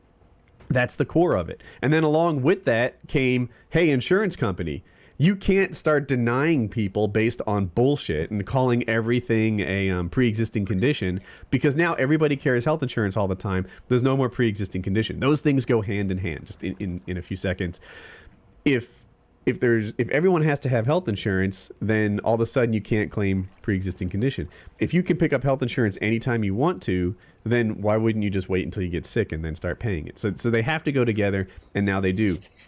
And people can start their own businesses now because health insurance is easier to get, right? And people would legitimately just stay working for other people forever because they couldn't get health insurance on their own. Now they can't knock like one high-risk family or something and charge them $50,000 a year in health insurance. They get to just put themselves in a pool and go. It's created entrepreneurs. Obamacare has been a huge success, but it still sounds like a dirty word, right? Even I've heard so much negative press about it. I think Obamacare, yeah, screw that. Okay. Let's try to repeal it for the 40th time. He owned Obamacare. He did. So, but okay, Kyle, please continue. Yes. So what I want to ask you is, what do you think is going to happen now? Do you think the gridlock will end now that you've got a Republican Congress? Do you think they're going to be able to send some things to Obama that he'll sign? Because that's what they're saying they want to do. They're saying they want to be able to send a bill a week through or something like that. I hope so. If the Republicans want to keep this majority that they've earned, if people don't know, America has like three branches of government, but two of them are really responsible with the laws, the executive and Congress. And now they own Congress, and they own the judicial branch already, but they don't make laws. Anyway, not really. So they say they want to get things done, and they're going to send laws to Obama that he will actually sign. We'll see. But to me, if the Republicans want to win the presidency in 2 years, then they need to do more than just say, hey, I'm not Obama. They need to actually have a policy that they stand for, because it seems like they've just been throwing stones at the president for the last 6 years. I don't really know what their plan is. I can look at it historically. Republicans sure as fuck like war. Right? That's a thing that they're really down for. They love lower taxes, right? They want to lower taxes until the deficit's fixed, right? They're just going to collect less and less money until we don't owe any anymore. So they like war. They like lower taxes. What else are Republicans for? I wouldn't say they like war. They're just more apt to go to war. And I don't think that they want to lower taxes and think that that's the only component to getting rid of the deficit. I think their plan is to shrink government. And okay, EPA, right? They're always against environmental protection, and I don't know how I feel about that. Like, because I feel like everybody else does, which is I sure as hell don't want the government telling me I can't build a shed because there's an invisible lake there that I can't even it seems fine to me. But I do kind of want them telling them that they can't build a thing there because it's some watershed. Like, you can't build a farm there. You don't see it, but there's a river, and the fertilizers will get into that river and will contaminate everybody's water source, right? We dump our old oil in the creek because that's what we always dump it, and no one should be able to tell us any different. Makes us strong. Right? And it's like, no one wants the government telling them what they can and can't do. He's joking, guys. But at a high level, you kind of do want the government telling some, you can't put a battery plant that just dumps nickel into the river. It's a terrible thing. So they're always anti-EPA, but it almost seems like it's like they're next to criminally bad. Like they're pro-pollution. They're so pro-business that I think they take it over the edge. Sometimes they seem like they could be Captain Planet villains. Like, remember that rat guy who literally had a tail? Like...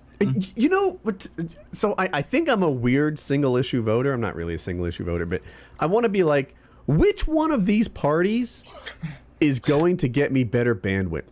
Because I swear to God, it's a major issue in the country. But you didn't vote that way. Nobody wants to... You're a good person. Nobody wants to talk about bandwidth. That's the thing. Nobody's concern is with bandwidth or net neutrality or any of that shit. Everybody's concern is everything else. Like, everyone's ignoring how bad the internet is in the U.S. It's hilarious. It frustrates me. So in my local election, there was Kay Hagan, and does anyone know who the Republican senator was? Morris? Certainly not. All right, I forgot his name. But Kay Hagan, the Republican dude, he was anti-gay marriage, right? He's so strongly against gay marriage was illegal in North Carolina, and they're like, you know what? It's not illegal enough. let's make it a constitutional amendment so that it takes a 2/3 majority to ever make it legal again. And he was like leading the charge. Let's not gloss over how serious that is. The Constitution is your founding document. It's like your mission statement for who you are in this place. And he changed the whole state. He said that all North Carolinians, like part of our pledge, our oath, what we're about, is keeping those damn gays from getting together. Yeah. So it used to be that if a majority of the people became pro-gay marriage, that they could change the law. Now it takes what they call a supermajority, which is to say more than 2/3 of the people have to agree that gay people can get married. So they used a simple majority, like some small amount, change the Constitution. Now it takes a giant one. Anyway, so there's that. He led the charge to actually make it illegal to measure the rise of the ocean in North Carolina. So in North Carolina, if you want to see like the effects of global warming, it is illegal to measure the height of the ocean in this state. That's how anti-EPA they are. You don't need to know about that. What are you worried about the ocean's levels? Yeah, There's waves out there. It gets choppy. Who could say for sure? So like he's like a hardcore climate denier, hardcore gay hater, like hardcore everything. But Kay Hagan was a huge recipient of like Time Warner cable money. Oh well, fuck her and then. She wasn't doing anything to bring better bandwidth to the state. And Google's here trying to come, and she's no friend of that. And I want to be like, fuck, man. She's right on a lot of social issues, but this really retards the country's growth. It's a big deal. It's as big as roads, and that's why she lost. Maybe if she ran on "I'll get everyone gigabit," she'd have gotten some votes. But but I didn't. I voted for her because I don't vote in my own personal interest. Typically, I vote for whatever I think is better for the world. And I thought that even though she's stupid on bandwidth and taking Time Warner money,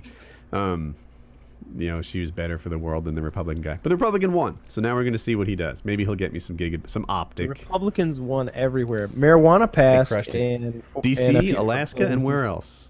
Oregon. Too? It failed in Florida, but if I heard it correctly, Florida is one of those states where a supermajority is required, so it actually passed with a higher it had a higher percentage of the vote than the other areas where it passed. They require 60% or more, and it got 58%. So only 2 points short of a supermajority. I might be biased, but I can't tell what the Democrats did so wrong, other than being unable to sell what they did right. Are they soft on defense? No. They're out there bombing ISIS and bombing Syria and bombing everyone who needs a bombing.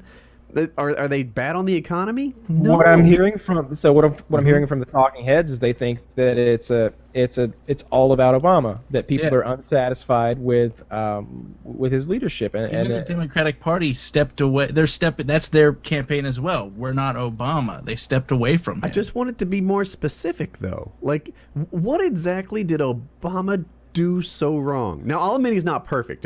One of the things I really don't like is the whole NSA thing. That they seem to be monitoring our phones and our calls and all that stuff. And I didn't see Obama say like, "Holy shit, we're doing that. I'll put a stop to this." It was, "Hey, yeah, that's how it should have been. It should have been like, "Hey, I just found out today that this guy," and like have him there. This guy and his people were spying on all of us. Congressmen, fucking kids, anybody with brown skin, apparently. Yeah. So, we're going to put him up on some trees and guillotine right there. That's what I need. No, I want to see they show like a talking head, and then like just as he's describing the shit he did, the noose like goes on top of him. Obama personally pulls on the rope. I'm about to fix this problem. I want Obama to lynch the person who was spying on us because racist it's motherfucker. Outrageous. I wanted him to show some outrage. I think to answer your question, it's really simple. Like, Woody, you told me like you did research on every proposition and the incumbents, and did your voting. It's simple to go, I'm not happy with this, the current state of things, and he's a Democrat. Obviously, I'll vote a Republican. I guarantee you 50% of people, that's how they vote. Yeah, that's what we do. So they get, if you guys aren't, if maybe you're not American or you just too young to vote, they mail you a sample voting form and show you like all the people that are running, and then Jackie and I start Googling. Like a lot of them we know, like the senators and the high profile ones, we've already formed an opinion. But then we start Googling every like associate sheriff who's running, and like what are these guys about? What are those guys about? And we mark it in, and I go with my like answer key and I vote that way. And California, as liberal as it is, passed a great Proposition 47. I don't know if you know this, Dunkus. Proposition 47. 1/5 of all inmates will be set free soon in California. Wow. Nice. What is that? Why? Tens of thousands of prisoners that had felony counts are being dropped to misdemeanor for drug possession charges and like home invasion, small theft type stuff. Oh, cool. Yeah. For that. More That's money. gonna save you guys so much So money. the purge, Hundreds of 2014. millions of dollars. Now all those potheads will get out of prison and on welfare. Hey, there's no potheads in prison in California. They're all meth heads. Cheaper. Yeah. Since pot's legal here. It is not. Well, in LA, It is not. it is legal. No, it's not. It's legal if you have a I card. think there's like medical marijuana. It's and we're medical just sorta- marijuana. Yeah. So if you have a card, which takes 2 seconds to get it. No, it took Recreational 3 minutes. marijuana in the other states. Okay, get it right. It took 3 minutes. The man didn't look me in the eye during the entire interview. Okay, get it right. I want North Carolina to legalize pot. You know why? Because we're awesome at growing tobacco. We should be growing pot here. I don't know why North Carolina and Kentucky aren't the most pro-pot states in the country, because we're the ones that can grow that stuff. What are the laws like over there? Because I feel like it's the kind of state where if you get a seed, you're going to jail. I don't know actually what the pot laws are like here and how they compare, but I do know what the farmers are like, and I'm sure those guys are Someone lining told me up. they were really lax. Someone like I heard someone say something one time about like you had to have an extraordinarily large amount in North Carolina for it to be a felony. Like as long as you had like less than 50 pounds, you were just a misdemeanor or something insane like that. So let's just call that PKA stats on the 50-pound thing. Yeah, That seems like a lot. It's But- literally hearsay. Unless you're Pablo Escobar, you're fine in North Carolina. It's literally hearsay. but yeah, so I don't know. You're getting a farm brewing over there in about 5 years, Woody. Oh, dude, I'll have a farm brewing 60 seconds after it passes. I'll be all over that. Plant He's my googling hydroponics. Best hydro in North Carolina. best hydro pot farm in the multiverse. Coming to We'll my have a new sponsor. Yeah, I'm not a pot guy. I don't smoke it, and I don't even recommend it. I feel like it's been passed off as some sort of health food, and it's really it's a vice. I'm not saying it's the worst thing in the world for you. I think it's right there with cookies and It goes good with cookies, so it's good. Or you can right. have weed No, cookies. but I'm serious. Like I think of pot like I do cookies. Excessive amounts of alcohol. Maybe even not as bad as alcohol. I'm not sure. It's debatable. If you go down the rabbit hole of research and unbiased research, some will say it has medical benefits.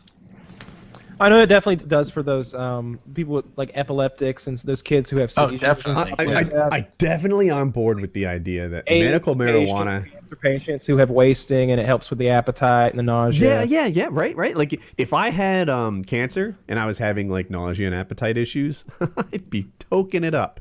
But there are some people that are like, this is my preventative glaucoma joint.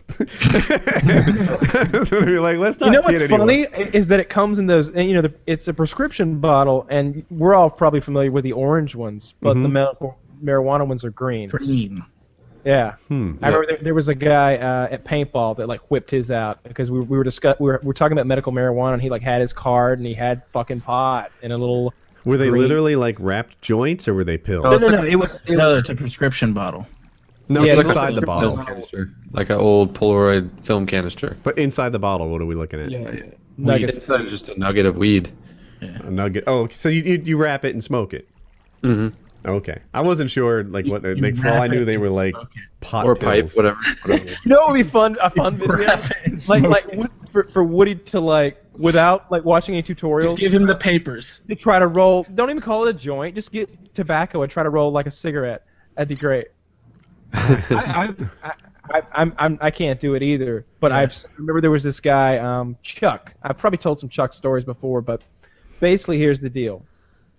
Chuck lived in a trailer on a property that was attached to the back end of my dad's property. He was basically a hobo. He's still alive. He still is a hobo.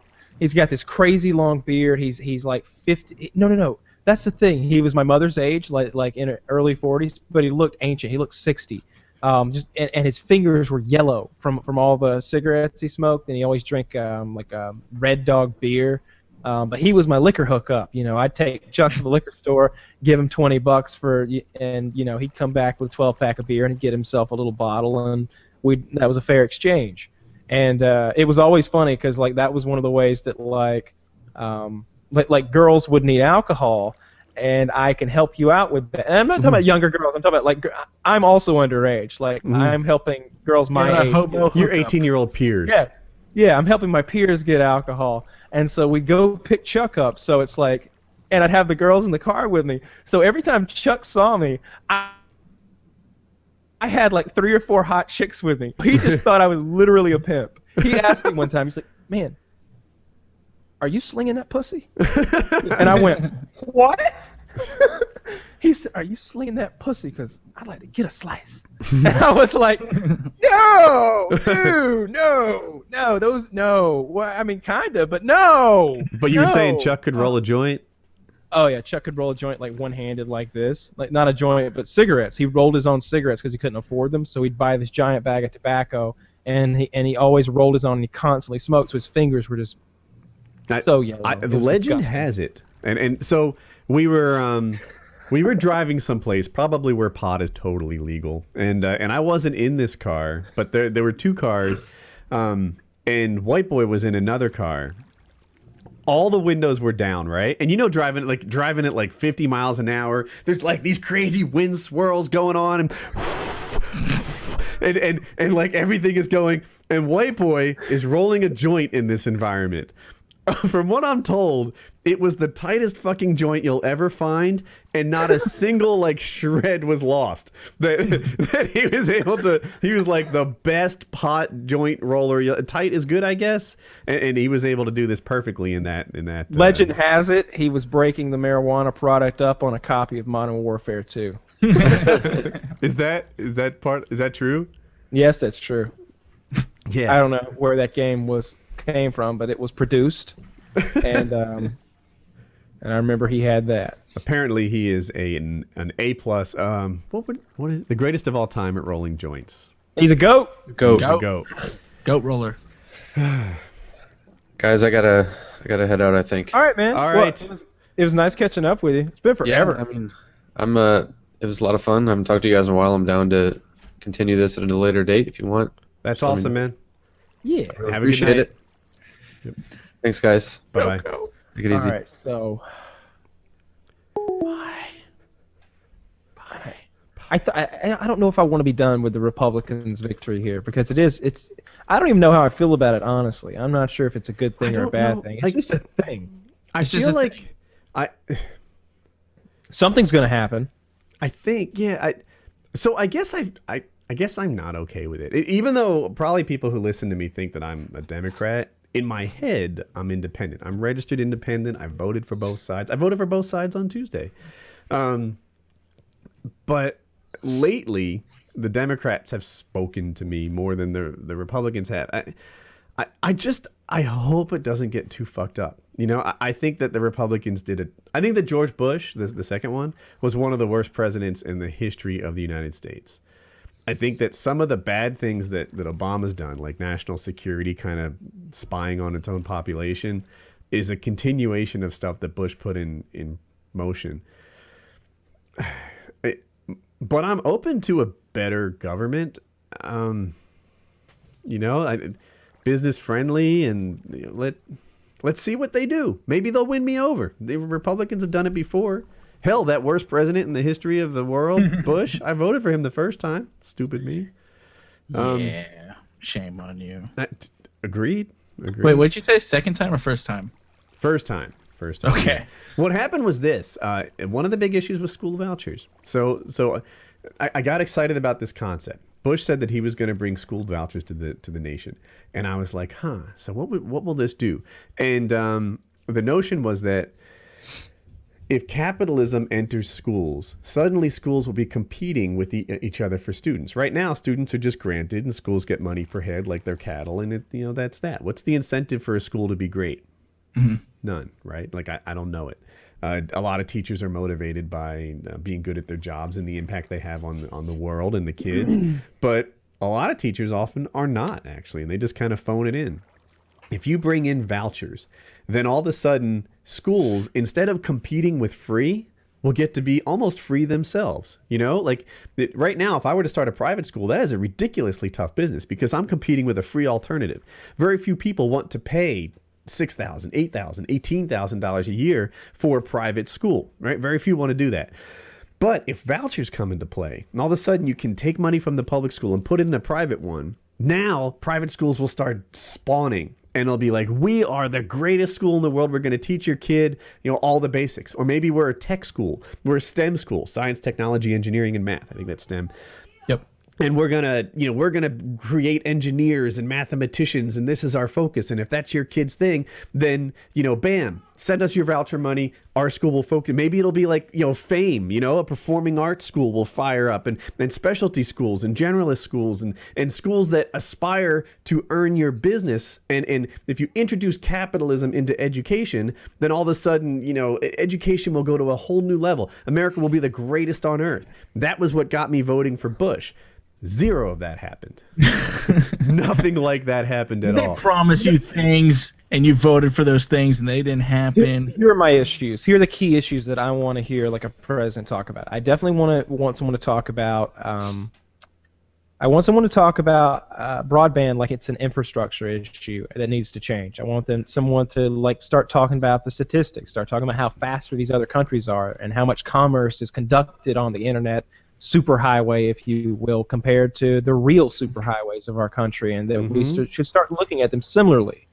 Also, I'd like to see someone who would at least decriminalize marijuana on a federal level so that we could get all of these people who are in prison for possession of marijuana out of there. They just shouldn't be there. And Woody's Farm.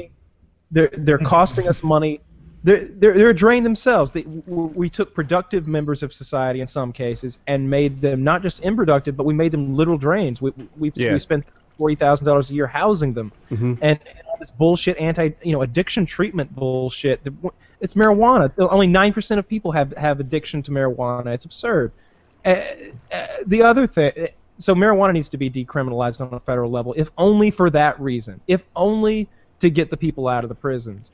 I'd also like to see someone who's not threatening toward guns in any way. If you're a Democrat and you want my vote, you got to leave my fucking guns alone, all right? My magazine holds 150 bullets. I got a belt-fed machine gun and silencers. Just chill out. For what it's worth, Kyle, I feel like the majority of Democrats have done that. There are some Democrats that actually want to take your guns.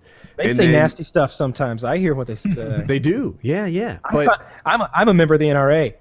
They don't get shit done, though, and I think that's intentional. I think there's, half the Democrats or a third of the Democrats are actually talking about the stuff you are, but most of them are like, you know what?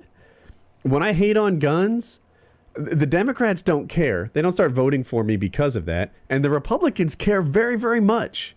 It's a not lose, not a win-lose. It's a tie-lose proposition. Just drop it. I feel similarly, but I feel like they'd lose a bit more with things like gay marriage and abortion with the conservatives. Those are the Republicans. So the Republicans actually do vote against gay people, and I feel like that's another that's a win-lose. The Republicans would do themselves a huge favor if they would get socially more progressive, and the Democrats have done themselves some sort of favor by backing off the gun thing. Gun rights in America have gotten way better in the last 20 years. Yeah, you're seeing a lot more concealed carry in places that open carry. Concealed carry and castle doctrine. Suppressors are the really cool one to me that are spreading everywhere. People are starting to become aware that suppressors are legal and that you can get them and that it's not that big of a deal and they'll walk you straight through it. And Quiet Riot does that, right? Cool. Yeah. Yeah. Quiet Riot firearms. Quiet Riot. But seriously, It really is movie quiet. I've shot them before, but it's always in like a working type scenario, like I described. But like I was shooting this thing wet. You add water to it, and it makes it much quieter. And it's so fucking quiet. Like it's like a pellet rifle or something, and it's really fun to shoot. I gotta get my sights fixed though, because they suck on this thing, and they're not adjustable. Yeah, I want them too. I'm more serious about suppressors than I've ever been. I just don't know how to get started. I once went to a store and they didn't like. If you don't know, you have to buy the suppressor to apply for it. Like you have to find the one with the serial number, and then you can fill out the paperwork. You can't just apply to be eligible to have one down the road. Like you need the actual right thing, and they didn't have one in stock or something, and couldn't get it done. But I need to get that process started. Mm-hmm. Yeah. You should. We should meet up sometime soon so you can shoot mine. I've got the AAC now that you mentioned that. So guys, let me know if you think Kyle should help me build a fence. Kyle has fence building experience. I need a fence. He's going to tell you that he doesn't like making fences, but he told me privately that he does. I'll tell you what. You fly to Minnesota with me later this month and run interference at Oh God. Stop right there. Run interference where? I'm doing that thing Some up of these there. lovely people we've been discussing before will be at. They're bright red and have their own shows. I They don't believe even know what you're talking about. patriotism. Oh. Wait, are we talking? Can you write it in the chat? I don't know what we're talking about anymore. Yeah, I think I know what he's talking about. I think he's talking about. I think I'm doing a thing with World of Tanks at the Yeah. Yeah. Minnesota. well, And yeah, you come to that and help me run interference with that, and I'll fucking help you build some fencing. That's gonna be a stressful day. dude, Fencing, you need professional rednecks, is what you need, though. I don't even know how helpful I could be. that's you. Have you installed fences before? Yes, but always with like others with me, so that like if there was ever a snag, they're like, oh yeah, you just put the loop-de-loop on there. It's like, oh right, loop-de-loop, and just. You're right. just I've been watching YouTube videos, and professional rednecks are awesome at these fences. They're like, this is the knot that combines them, and this is the tool that stretches them, and this is the one that needs to be fortified, and all these others don't. And they're talking about the post. And Yeah, you get that stretchy thing, and you stretch it out, and then you nail it to your posts. You wrap it, and you get everything tight. And there's all kinds of like cross beams you can do, and post foundations. It's a That real sounds like a mess. fun time. No, you need a serious fence builder for that fence that we were looking at anyway. That like that you need a fence builder. Like I don't think that's something you want to go into as an amateur. I'm gonna wear this the next time I play paintball. By the way, this thing's awesome. I feel like it'd be easy to clean. Fuck that yeah, paintball shit. I'm Fun torn on the pockets. fence thing. I had to figure out. We might just hire someone to make it. I wanted to do it. I don't know. Another thing I'd like to do is live there. So we talk about the property and back to house talk. I don't know if people like this, but the fence we have at my current house is pretty awesome. Like we have a deck out the backyard, tiny little thing, and we have it used to just have one set of stairs that led to the yard. Jackie was like, you know what? Why don't we put stairs on either side, and then we can fence off the yard in sections, and that little part will be where the dogs go, and the big part will be where the people go, and then there'll be no dog poop by the swing set.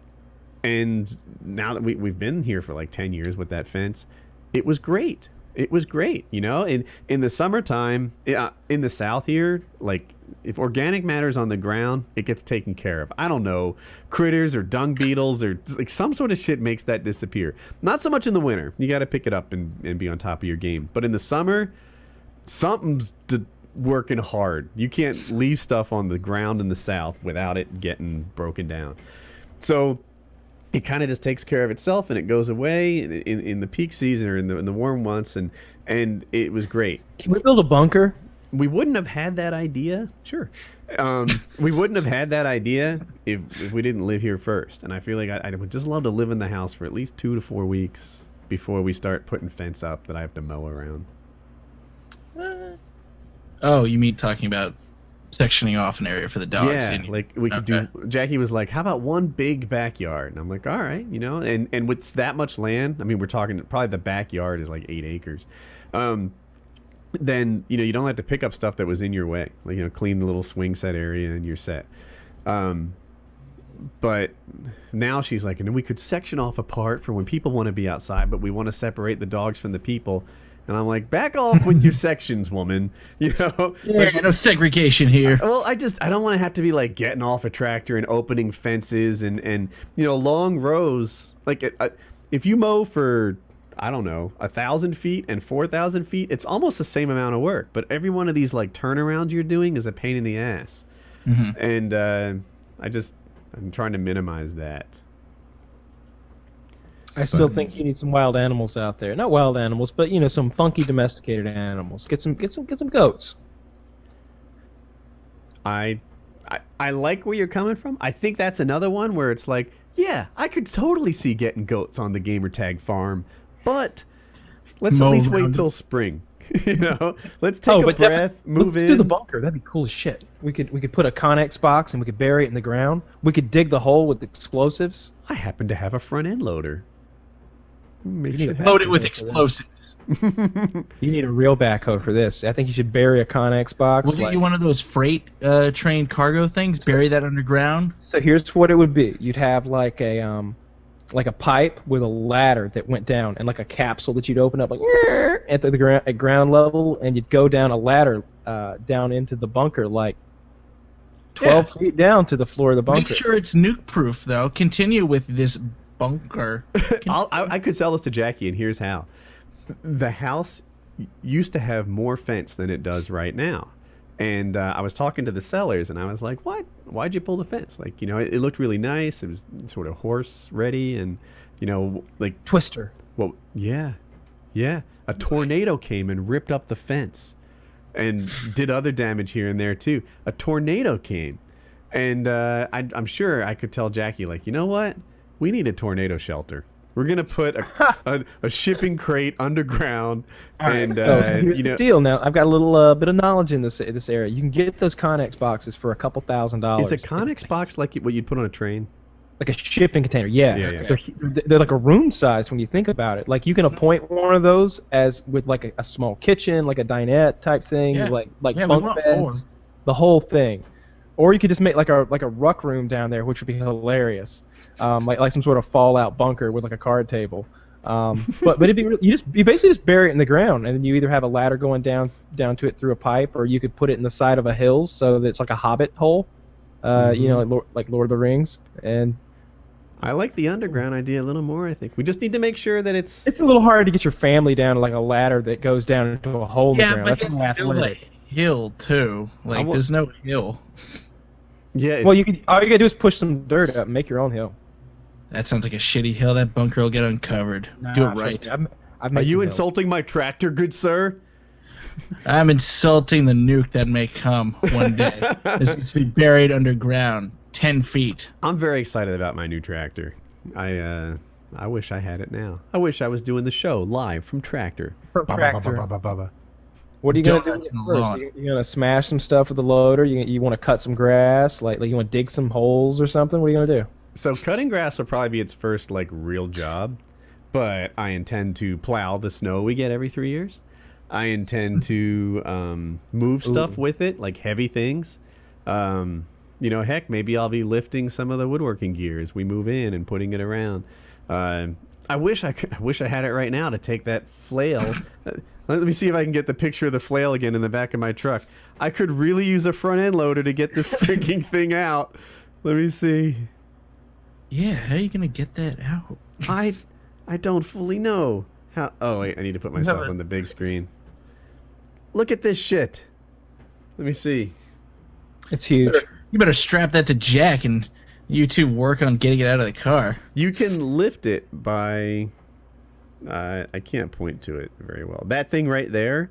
When we put it in, the guy basically put a forklift on and then lowered it in the truck. And then it kind of tipped over afterwards, which was intentional. To get it out, I want to put a strap under that and lift it straight up. Like if we had a really sturdy tree ranch or something. But I think it's like 1,000 pounds. The thing about 1,000 pounds is I don't have much influence on it. Like I can lift heavy stuff, right? Well, everybody can. You know, if you see like a 400-pound table saw, right? You might think, I can't lift 400 pounds. No, you can't, but you can. You can tip it, put like something with wheels under it, then tip the other side and put something with wheel and then move it around. If you gave me a 400-pound thing to move, I could totally get it done by myself. Yeah. I've done it before. But 1,000 pounds, 1,000 pounds and 9 feet long, I'm not even sure I could lift a side very much. Yeah, you need something to help. Yeah. I was pretty proud of myself the other day. So I was shipping. I've got this thing called a shredder. It's like a Segway, but it's more hardcore. It's got a gasoline engine. It's got land jet ski. Yeah, it's a land jet ski. It goes like 30, 40 miles an hour. It's hardcore. Jet ski tank. You ride it like a skateboard. You shift your weight to turn. It's called the shredder. Apparently hard as hell to ride, you say. I'm pretty good at it now because I've got a shredder. He's got two. I think he should store one at my house. So I've got 2 shredders. One of them is here. One of them I shipped to Florida to one of those places that normally does like, you know, those Discovery Channel shows where it's like a monster mayhem. They like change lawnmowers into something crazy. I don't know the exact group of people who are doing it, but there's some guys down there who are like outfitting it with machine guns for me for something I'm doing later. I forgot where I was going with this. It was something about shredder. Shredder. You were lifting something heavy. Something heavy. Oh yeah. So I had to mail it to Florida, and so it was. This thing weighs about 350 pounds. It's on a pallet, and it's like banded down, and then in a cardboard box. And there was no one to assist me to getting this from. It's sitting in my driveway on the asphalt, and I have to get it into the back of a semi truck parked down the road. Liftgate? No. Okay. I have to get it from the ground at my house into a no liftgate transfer truck parked down the road. So do you have a landscaping trailer? I have nothing. It's just me, the truck. That's a long walk. Oh, I have to put it in my so I put it into my truck, and then I have to drive it to his truck, and then I have to back my truck up to his truck, and then we have to get it up into his. I had to what did you do? How did you lift it? I tipped it up on one edge. Get it on the tailgate. And I drug it till it was like tipped up against the tailgate, and then I got down really low and I picked it up and shoved it in. Did you do the redneck ramp thing where you like brought it to an incline so it wasn't? No, I did because I couldn't. I couldn't move it at all. It was like dragging wood on asphalt, and it weighed 400 pounds, I guess. When I got done, I was exhausted. I was covered in sweat, and then I still was only halfway there because I had to drive to him. And maybe it would be smart to try and film me removing the flail mower from the pickup truck. God, yes. Yes, that stuff's great. I told Wings back when he was hooking up like one of those water bottles, those like big 5-gallon office cooler water bottle things. Yeah. I was like, film that. That'll be so great. Because he claimed he had a lot of experience doing it at Mech Lab, and I wanted to see it. Whether he did it well or whether he did it poorly, it's going to be funny. I just like seeing people struggle with half a ton pieces of machinery. I'm so interested in this. I want to go to my backyard right now and see if there's a good tree for this. I will. I'll be right back. Could you get the camera, maybe point it out the window? Like I feel like there's not enough light for that. I'll do it. I'll do it and I'll hold it up to this and we'll see what we get. It might not work at all. It might like remember when you were sick on the survival trip? Yeah. I filmed you vomiting. But it was literally pitch black on the camera. Well, you got some vomit audio. I might should bring that vomit audio. Also, I can go look for my vomit audio. But let me go downstairs. I'm gonna see if there's a tree, and we can use the. I want to hook it around the tree like it's a sky hook. Use a tow strap that I used to use to like recover vehicles stuck in mud and stuff, and have Jackie pull away, and it will just lift straight up on the flail mower. That's the plan. See what you can do. So she's gonna be holding it. I'm going to hook the tow strap into her receiver hitch on the 4Runner. She's got a V8. Her receiver hitch. Yeah, and then that receiver hitch will pull wrapped around a tree limb straight up. You follow this? This motherfucker knows pulleys. Yeah. All right. Let's see what you can do. I'm going to go look outside and see if there's an appropriate tree limb. So I went to Waffle House last night, and I got the All-Stars. I got the All-Star special. So I got scrambled eggs. I got grits with cheese in them. Scrambled eggs with cheese in them. A hash brown with cheese in it. 2 sausage patties. Had them put cheese on that. Then they wrapped it up in some aluminum foil because it was a to-go order. And a waffle with blueberries and strawberries in it. That shit was delicious. I never got to have grits. Never got to. Yeah, you never did get any grits. did not give me my grits. That was part of the fucked up We had the order. worst waiter at Huddle House in like North Waiter, Georgia. cook, Yeah, he had no rings help. at the total. He was doing all the jobs. He was like, and he made it seem like he was like doing all the jobs of like, I don't know, a Broadway performance. When in reality, he was just cooking food and serving it, right, and like ringing us up. Taking an order, which he fucked up. He failed at all of those jobs badly. The food was bad. I got the wrong food, burnt. We had a Goldilocks situation. He burnt the shit out of your wrong burger. He burnt the shit out of. I got bread with butter on it, and Woody got actual toast in the middle. Yeah, it was like uncooked, burnt, and just right. Woody got just right, of course. It was really terrible. I hated that guy, and I did not tip him at the end of that. Tip him. Because he asked at the end, it was lame. We put it on my debit card, and he was like, "How much for the tip?" And I was like, "None. None. You served me the wrong food, but I was so hungry that I ate bad food just to get rid of my hunger. And then you tried to replace it with the right food only like 20 minutes later. You couldn't get a hold of it. We were literally like thirsty and hungry at times during our meal, and like he brought it out as it got cooked. So like I got my food, and then I got more food, and then I got more food. Like he brought got all his shit first. All of my dishes came at like the same time, and like you and Woody are still sitting there with like nothing. And you ordered 2 meals, and so did I. And I think I was last. I ordered. One of the things I ordered was this hash brown dish. It was like, normally it was supposed to be like scrambled eggs covered with like gravy and hash browns. But I didn't want the scrambled eggs. I wanted hash browns. So I did hash brown. No, it was tater tots on top. Tater tots. It's hash browns, gravy and cheese, and tater tots. Mm-hmm. It was outrageous. And he brought that. And then he brought my burger and fries, but of course it was the wrong burger. It was just, I hate. What I miss? Burger Talk? We were talking about our last meal. Talking about that house experience. Yeah. I looked at it. Was too you and I dark ate to at Five film. Guys. There's nothing was coming out of the filming, but I can tell you, it looked like Sapling City out there, man. I didn't see anything that would reliably support a 1,000-pound lawnmower from the sky. And Jackie was like, "There's nothing. There's nothing. It's." Well, what would be the goal anyway? Do you want to take it off? Where are you putting it, in the garage? Anywhere. The goal is to get it out of my truck, and then the second goal is this: I'm buying a landscape trailer. So once it's on the ground, it wouldn't be hard at all to take. Does anyone know what? I'm sure Kyle knows what a farm jack is like, right? Yes. You could do that. Lift it, wheel it onto a Okay, so that's how like trailer. old-timey people got their legs cut off. Like that's you can't. What is a farm jack? Why is it cutting limbs off? He's lifting the thing up, and I imagine it like falling out and like it coming from your leg. Why can't you take it to the new place and just put it there? I don't own it. I bet they'd be totally cool with that. How do I get it off at the new place? That tractor? I think you want to back down into like a ditch and then just drag it off.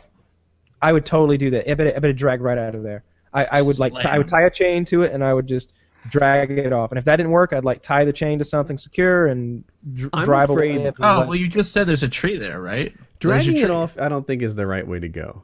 I think that all the flails in the middle are more fragile than you think. That if you drag them across the ground, you'll start snapping them off at $25 a piece. They won't drag on the ground. They'll just fall to the ground. They'll just crash into the ground. They won't drag, okay? You could still do the hoist, and you've got trees on that property, I'm sure. Yeah. That barn, I bet you go in that barn. It's got cross beams. You could get there may even be a pulley up there. You could take your own pulley. Go to those cross beams in the barn, wrap a rope around it, hook a pulley to that. You got the whole thing in there. It'd be fun. I really want to see this. But the idea of putting that thing in your yard there in suburbia, it seems like a terrifying ordeal. Like once it's down, like getting it back up would just be. It's a landscaping trailer. It's got that big like thing in the back, the ramp. Yeah, but that flail looks like it weighs 1,000 pounds. That's my estimate, yeah. But here's where I'm coming from. I have a lot of woodworking machinery on like different, like it's all on wheels. Everything I own is on wheels, and so it's an area I've experience with, like picking the right casters. The flail doesn't have any wheels. So I'd make a platform for it. I was thinking to myself, this might even be its permanent storage platform, right? Like something custom designed, like a little I don't know, picture a flat thing with like ridges on the side that show you where it's supposed to go. And when you don't want to have the flail attached to the tractor, you drop it on this wheeled thing, and then you can tuck it to the side of the shop and wheel it out into place when you're ready to use it. And nothing cheap, right? I'm not talking about those like hard rubber, like 4-inch tall rubber, 600-pound rated casters. 4 of those, and you're overkill for a 1,000-pound thing. But so here's the thing, though. You're never going to need that again, though. Once you have your tractor and it's on the ground, the tractor is the mover of it. It reaches down with its arms and grabs it and fucking does whatever you want. Oh, okay. So picture a scenario like this, right? You've got a shop. To do what you're talking about, you would literally, like, let's say I wanted to put it against the wall in the shop. You just leave it outside. I don't know if that's one thing, but they get like rusty and worn. Like aging stops as soon as you put something inside. Okay. So I could drop it on a dolly. That's what I'll call it, a dolly. In the barn. In the barn, and then wheel it to the side. You could back. Okay. If you couldn't back the tractor up in there, but usually you can back the tractor in. But you can only put it down in places you can back to, right? It's true. Whereas, like, you could wheel it under the shelf. You could wheel it to the side. There's horse stalls in there, right? I could literally like put it on a dolly, slide it in a horse stall, and that would be where the the flail was kept. I'd like to see some more pictures of the stable. Yeah, it's a little beat. The stable. And the horses you got. The Nina, Maria, and Santa Maria. What was it? You named them after the boats that originally came. Christopher Columbus's boats. What are they? Pinta, Santa Maria. What's the other one? I could Google it. What's your horse's name? Hey, we all passed high school. We don't need to be tested right now. No one's buying that I have horses already. I would totally get those emus, though. That'd be so cool. If you had emus, you can ride them, Oh, that'd be so crazy. I just imagine a video of like Colin riding an emu, like on a little saddle. Oh, I'd like that. The Nina, the Pinta, the Santa Maria. Does that sound right? That's it. Nina. Is it Nina? Nina. Those are Spanish names. They are. Mm-hmm. Proper Spanish. Nina, Pinta, and Santa Maria. What's your favorite? Like if you're gonna make it, I'm trying to think. How you gonna phrase this question? Yeah, well, I don't know where he's going. Your favorite meal, I think, is the question. That you do at home. What do you steak? Your favorite meal that you can do at home.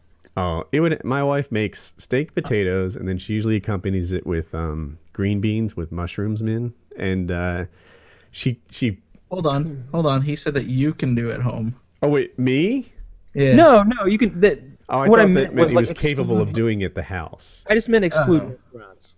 Yeah. That when she makes me her steak dinner and does it right, that's as good as it gets. Sometimes I look forward to it for days, especially when I'm like watching my diet strict. It's like 3 days from now I'm gonna have steak and it is going to be amazing. Yeah, I guess it seems kind of simple, right? Steak, a baked potato, green beans with mushrooms, and but the green beans and mushrooms are like heavily seasoned. So is the steak. She has this iron pan. I don't know if you guys are iron like skillet that she cooks it on. And if you're not familiar with this, like every time you use it, it gets a little better. It has like the burnt remains of like steaks from days gone by with like pepper, like burned into the pan, and the pan becomes a part of the meal that she's been using for some time now, and she's gotten pretty good at it actually. It took some corrective criticism that wasn't always well received. Yeah. But now she kind of nails it every time. Yeah, she had a tool and she like, the thing said 160, and I'm like, Jack, this is not medium rare. It's not. Like, it's all brown inside. This is overdone. Like, well, you're not eating it quick enough. When I see people order their steaks like well done, I don't get it. They're from another planet. I was at the hibachi place the other night. I've probably mentioned the hibachi place before, but they built one right near me, and I love it. It's so good. You know that yum yum sauce? You familiar with this stuff? Nope. Mm-hmm. What is yum yum sauce? I don't know what it is. Sounds awesome. So yum yum. It's this orange sauce they give you at the hibachi place to put on your rice and your chicken and your steak. And like, you know, it's the place where the guy like goes all crazy and chops everything and does some tricks with the knives and stuff. And I love it. I've been going there. I've probably been there 3 or 4 times, like in the last couple weeks. That's expensive. It depends what you get. Especially if you leave your wallet, you know? Really, oh God, that was so really adds up. It pissed me off so much. I go to the hibachi place on a date, and my debit card won't work. She's like, debit card rejected, and I was like, impossible.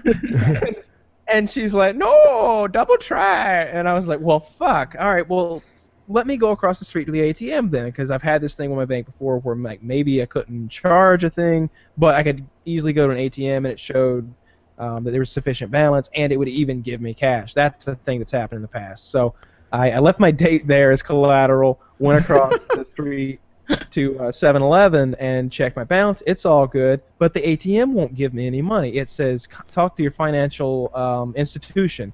And it's like 9 o'clock at night. And, you know, like I'm eating dinner. So like I'm just like, what the fuck? So I start looking at my car for cash. But like what he said, it's hibachi. It's a little expensive. I think it was $54. Did you call the number on the back of the card? No, that would have been smart. Okay. God damn it. I've done that before.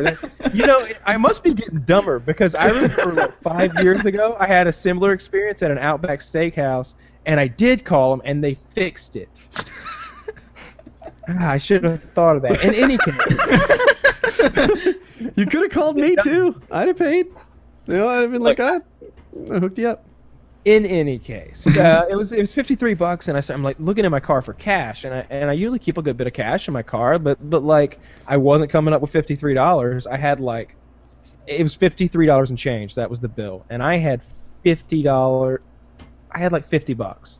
I was like $3 or $4 short. So like, stingy. Yeah. And then there's also the tip as well to be considered because it's a hibachi place, right? Like this guy put on a performance. It's Right. I'm gonna give him 20. I want to give him 20%. I owe this guy $10. So like I'm really $13 short in my head. So they made me leave my driver's license as collateral so that I could come back the next day and pay the $3 remaining on the tab, and then I left him $10 as tip. But it was very embarrassing. Because I'm sure they didn't believe me. I'm sure that I was like, no, you know, I have the money, but the card just won't work. They're like, oh, very sure. You want to get your to-go box? Yeah, you feel your full. You want some more? You want to put a little more on? Like she was looking at me like I was totally like a deadbeat, and I just felt shitty. It was terrible, very unhappy. And then I was like calling Kitty trying to get my other card number so I could just like, you know, take it over the phone and like punch that in. Didn't answer her phone. She's in the hot tub or something. She's like, in the hot tub, not paying attention to the phone. Didn't hear it ring, love. Meanwhile, I'm fucking like standing there like face to face with this Asian lady waiting for you to answer so I can read these numbers off and like not be humiliated anymore. I think one of these days we should have Kitty as a guest, but not the actual Kitty, just Kyle as Kitty in accent all night long. Yeah. Just have FPS Kitty on the show, love, that's all. Just put a wig on, pull the paintball gun back up. I've got that, you know, she's got that wig that she had the other night, that curly haired one, and the glasses. If I put that on, I could probably, yeah. Could be Grandma Kitty, destroy her fun. A little bit paler. Yeah, totally. Wig. Yeah, that was terrible. What are you guys watching now? Is anyone, like, you watching a series on TV, catching up on anything? I should really start one of the good ones you all recommend, like The Wire, Sopranos, and what are we talking? Boardwalk Empire, but I haven't. That's where. So Boardwalk Empire is shit, by the way. But whoa, you are false. You know how you always say something every couple of shows that gets you a lot of heat, like fuck Robin Williams? I think that might be one. I heard it's a really good show. Really? So I watched maybe the first 3 seasons of it, and you know, it's not shit. It's just overrated. It's not anywhere on the level of the other ones. I would much rather you watch The Wire. First 3 seasons are excellent. That whole dynamic between the kid, I can't think of his name, and his dad, and the blonde kid and Nikki Thompson, like the whole relationship between them and the guy with half a face, him being a fucking hardcore badass, and Al Capone mixed in there, and like the war that they go into, and like the way the black people like get melded in. There's this one of my favorite scenes of Boardwalk Empire. It's got the black guy who played Omar from The Wire. He's got a scar across his face, and he's sort of he's in a jail cell with this guy who's not from around there, and about 2 or 3 other random black guys. And the whole time they're in the jail cell, pretty much the one guy that's not from around there is just talking shit to him, and like it gets really confrontational there at the end, and then it kind of comes out. He starts talking about who he is, and he starts looking around at the other black guys in the cell, and he's like, "How's your mama and them doing?" "She doing real good, Mr. Thompson, since you sent all them turkeys and such last Christmas." "Really? How's your cousin doing?" "He doing real good, Mr. Thompson, with that job you hooked him up with. Real good." Good. I like hearing y'all doing well. I take care of my people. And then like they all just kind of stand up slowly and just beat the fucking dog shit out of the guy who was trying to start a problem with him. And like from then on, like he's got a gold tooth there because they beat it the fuck out of his head. They beat the shit out of him. I love that. Like this guy was like the black guy's like a community leader, and like all the black guys are like supportive of him. I like him. Steve Buscemi does a great job. It's really unrealistic that Steve Buscemi's like getting all that pussy. Well, he's rich. I believe that the real Nucky Thompson might have got all that pussy, but Steve Buscemi is just a horrible-looking man. I'm sorry. He looks like a ghoul. It's a beautiful wallet in that show. Yeah. But these women that he's betting, some of them are just top tier, just very nice, and lots of nudity in there. Always a plus. Lots of nudity and some violence. Old school violence. The it just moves slow. Can we acknowledge that Boardwalk Empire sometimes there are 4 good minutes in an entire hour-long episode? Dude, what about the scalp? Let me ask you this. Slower than Game of Thrones? No. Oh, it fizzles. No, yes, it fizzles. Like here's the thing that'll happen. Like there'll be a party or a social engagement, and someone will disrespect someone else. And it'll just kind of sizzle, like it won't be a big outburst. It'll be like real life when somebody burns somebody. They're just like, "Why don't you just sit down, boy, and let the real men do the talking?" And he's just like, "Noted." And then the next thing you know, it's nighttime, and that guy who said that thing he shouldn't have said is being held down while he's scalped. Yeah, but that's like 2 episodes later sometimes. Like it sizzles. And you're like, you don't wait a minute, what did he do again? Like, all these identical looking people. That's just you not being able to follow now. You can't blame that on the show. That's probably true. I think I require a greater diversity in cast than an average person. I need it's like if you're gonna have 3 men on the show, a blonde, a brunette, and a redhead, please. That way I'll never mix them up. It's not Harry Potter. It's not for children. But seriously, there are a lot of like sort of slender, athletic-y, brown-haired people in the show, and I'm like, who sometimes are on for like 3 minutes. I'm like, he did what? And who was he? And his relationship to who is how? And so I get a little stuck. The Wire was amazing. The Wire might be the best HBO show in the history of HBO. You had that complaint of Boardwalk Empire with all the characters that all look the same, but you like The Wire, a show about black criminals and cops. And I could add all the cops are dressed alike. All the black guys are pretty much dressed alike, sound alike, and they have like nicknames and shit, like Pookie. Like, I really didn't have the same problem in The Wire. To me, they don't all look the same. Just saying. I had a hard time telling them apart. Like, there's so many of them. Not in The Wire. I will say, in Game of Thrones, sometimes I can't follow people. Like, which bearded guy wearing a fur is this one? Not anymore. That's how it is. Names. That's exactly how it is in The Wire for me. It's like, which black guy with a shaved head and a little bit of facial hair wearing the big poofy jacket riding in an Escalade is this? Wow, could you have like stereotyped him anymore? That's what the characters are! I'm literally describing a character from memory. And then the Game of Thrones, there's the added bonus of their name not being a name you've ever heard before. That's the hard part. Like, I'm pretty good at remembering shit, but when your name is like some ancient Greek city and all of your names are, it's fucking difficult.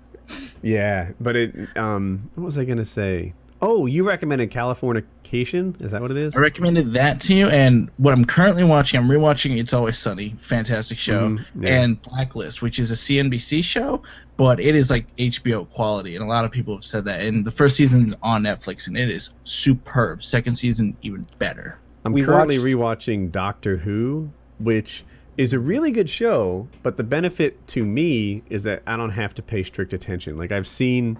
Right. I don't know if I'm up through... I think there's a season I haven't seen, so I might be up through 8. Have you seen all the Matt Smith stuff? Which one's he? He's the one with the most chin, recent. and he's my favorite. Bow The one tie? with the red head. Emily Stone. Custard and fish sticks. Pond. Emily Pond. Actually, I've seen all of them. The only one I haven't seen is with the newer old Doctor. Yeah, I don't plan on watching that. I really like Matt Smith. I don't want to watch a different guy. I just don't. I don't think I'd be into it. They're played very differently, and it's just not the same guy. Yeah, that's Doctor Who, though. I look forward to seeing it. I'm going to watch it. I'm going to treat myself after I watch through. But sometimes what will happen is I'll watch it and I'll fall asleep. And I don't have to feel like I go rewatch it because I've seen it before. Or maybe I'll watch it while I'm surfing the web. And that's what Doctor Who brings me, because I've seen it before. I can keep up. I have a suggestion. I think for our next... well, I know we're going to watch Planet of the Apes next, but at some point we should watch the Season 4, Episode 1 of American Horror Story. Because it's the new Freak Show season, and I know you didn't like Season 2, but, you know, it's a whole different thing. Yeah, I'm willing to give it a shot. I wasn't at first. I liked Season 1. It wasn't amazing, but I liked it. Season 2 was so bad, I was ready to quit the show. I watched it all, but I quit 4 episodes in, maybe 3. I finished it, but I didn't like it. It was like it was work for me. Like, oh, I'm almost done this task. And those nuns are sexually frustrating. And but I've heard Season 3 is so good. When the one nun was spanking her daughter nun, that was hot. I've heard she pulls her nun skirt up, and she's got like an awesome ass. It's like, do nuns really have nice asses like that? There's no way someone with an ass like that goes into the nunnery. But Californication, that's Season 3 I'd like to see. Yeah. Would you like your daughters to be nuns? No. Yeah. That's a shitty life. Yeah, right. Absolutely. I get the whole not wanting them to have sex thing, but you want them to have a life. I don't care. Why don't you want them to have sex? I've never understood that stereotype. Like, you don't want them to be a slut, but like, do you think he's gonna like stab her? He's gonna fuck her in the ear? I mean. Well, they will if she's a nun. Regardless of to get around some of those Catholic rules. The rules are the same whether they're my daughter or not. I really like the concept of being a total slut within the context of a loving relationship, right? Like if you two are down and that's your thing and you're ready to share this, aspect of yourself with somebody, no rules, baby. Yeah, absolutely. That's how I like it. No blood, no poop, no pee. Let's go. Wow. Quite the quota. That's not bad. Yeah, so, and I'm not talking about Hope, she's 15, but, some mythical, older version of her, same rules, everybody. What age is that? Does your not really give a shit on meter? So we watched Starship Troopers this week. I was changing the topic, okay. Yeah, I don't want to be creepy about it. To answer it, I don't know, college maybe? There you go. Yeah. Starship we watched Starship Troopers. Oh, wait. I want to stop before that. We watched another movie before that. We watched The Assassination of Jesse James by the coward Robert Ford. This was Kyle brought it up. Didn't know anything about it. Woody picked it because he likes westerns. Uh-huh. My pick. And it was like 2.5 hours long for the sake of being long. And artistic. I felt like it was a bit arty. There was a lot of those scenes where it was just kind of blurry and it was the wind blowing and the wheat. A lot of narration. Someone's in deep thought. I think we can all agree though when we thought Western, and I really don't give a fuck about Westerns. Woody loves them, but we all were expecting something else when we heard. I thought there'd be more shooting. Yeah, OK Corral stuff. There were maybe 4 deaths in the whole thing. Hell, 2.5 hours. 4 deaths is a decent scene. Yeah, not even a big one. That's not even.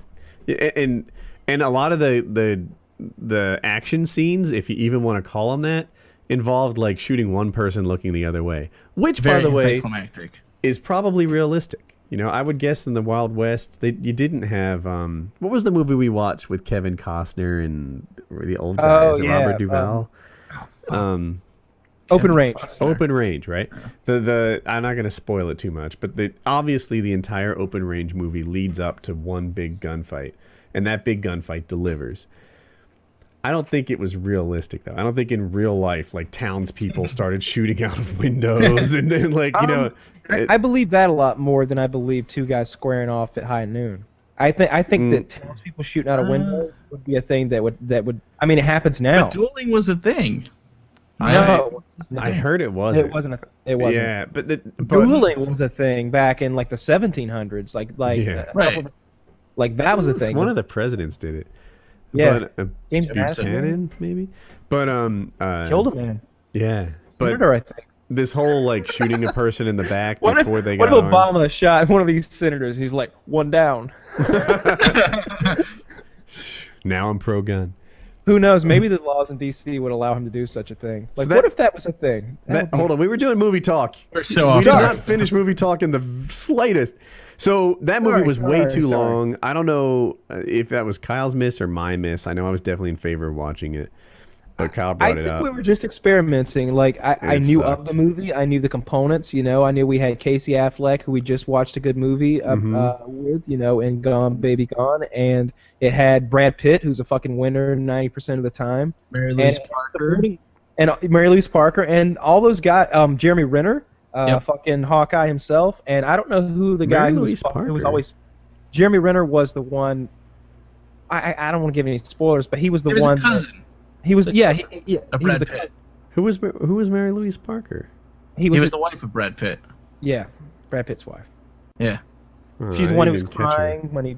Okay, well, in any case, and it had the guy who was the brother of Casey Affleck. I forget his name, but he's boring as hell. The whole movie was boring. Horrible. Even the action scenes were disappointing. I imagine it was realistic and it was true to life, and it's just crap. Not a good movie.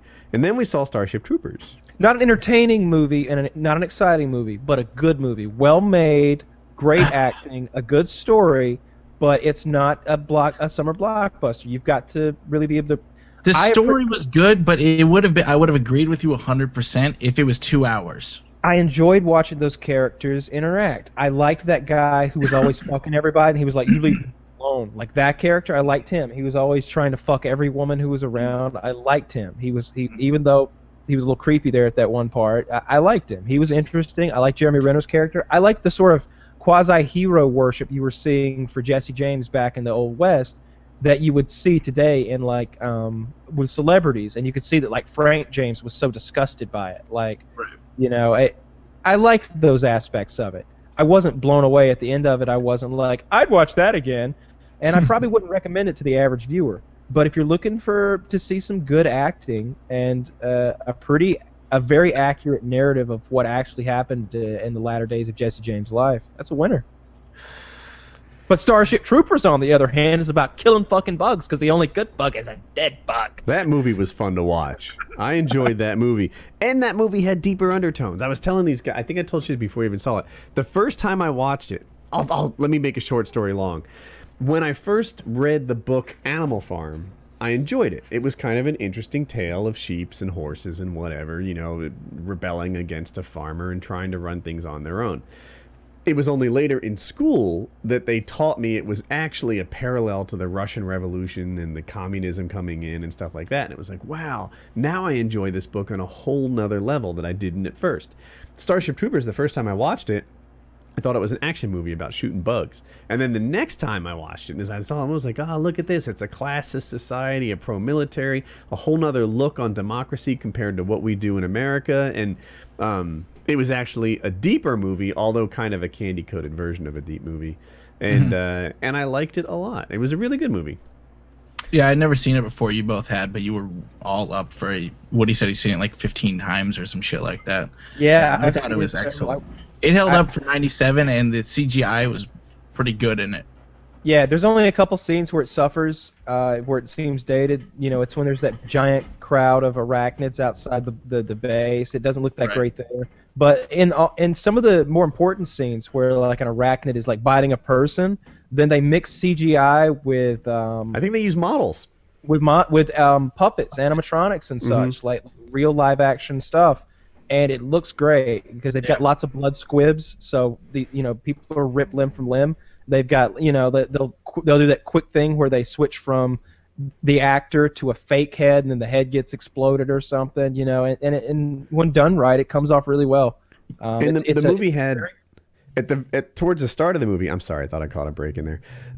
Towards the start of the movie, the stars all took this test, and the test divided them into like different sections of society. They pretty much found out their worth, and it was cool because it kind of happens in real life, but you go off to colleges, right? Like I remember when I was in high school, cool people were cool, nerds were nerds, whatever. Then somewhere during my senior year, it was like, whoa, that person's going to Columbia?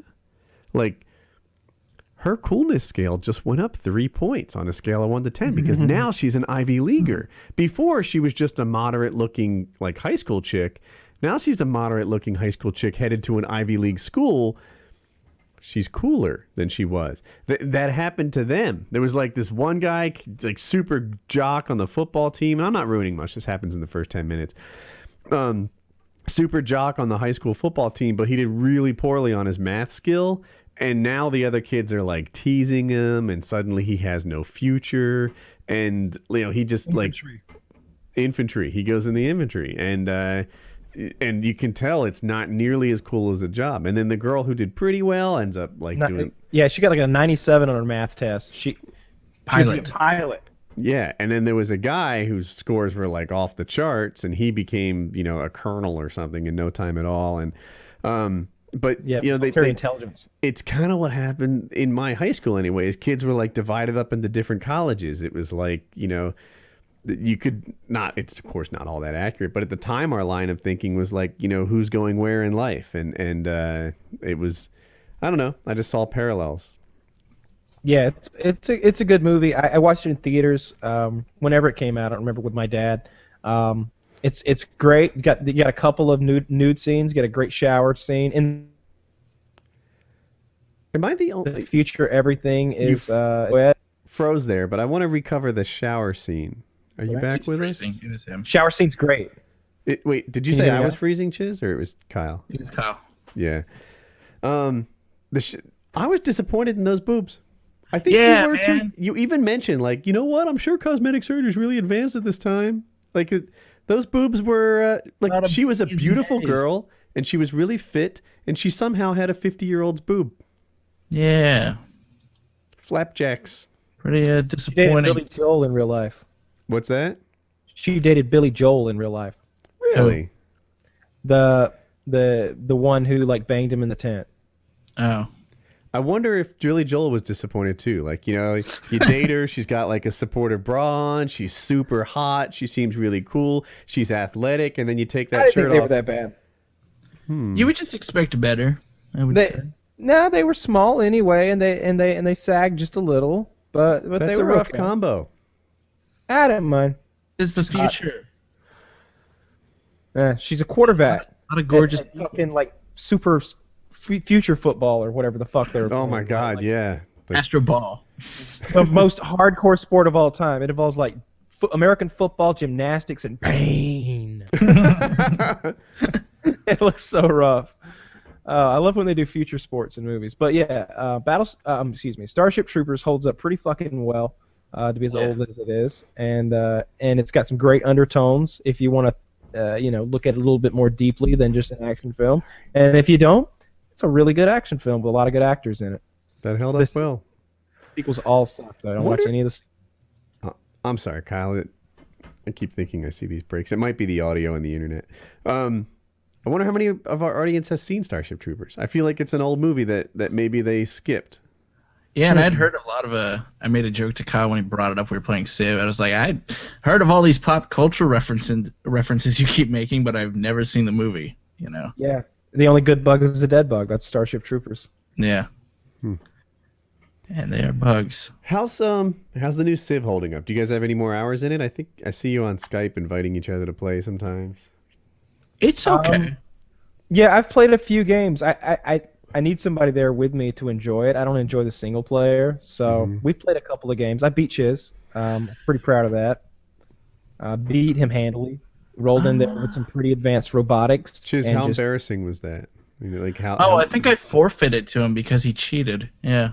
In what way did I cheat? He built Terminators in 50 turns or whatever. He literally built these somebody used them on us and basically wiped Kyle out of our game. We invited people in. We're like, yeah, it'll be fun. They kicked Kyle out of the game. He made him mad. Like, these are Terminators, and they just destroy a city. Like, called CNDRs. Yeah, one attack will take your city down to 75. It'll kill 75% of your city's health. And he already had them built. It was coming through the terrain, killing all the bugs.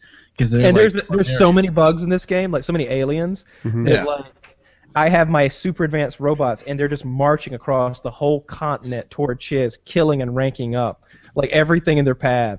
And by the time I got there... He got there and was just killing bugs around me, and I was like, fuck it. And I attacked one of his cities knowing what the retaliation would be. I was like, just end it. I want to go watch TV or something right now. It was like our poker game. It just folded my cards. This doesn't sound quite like the poker game.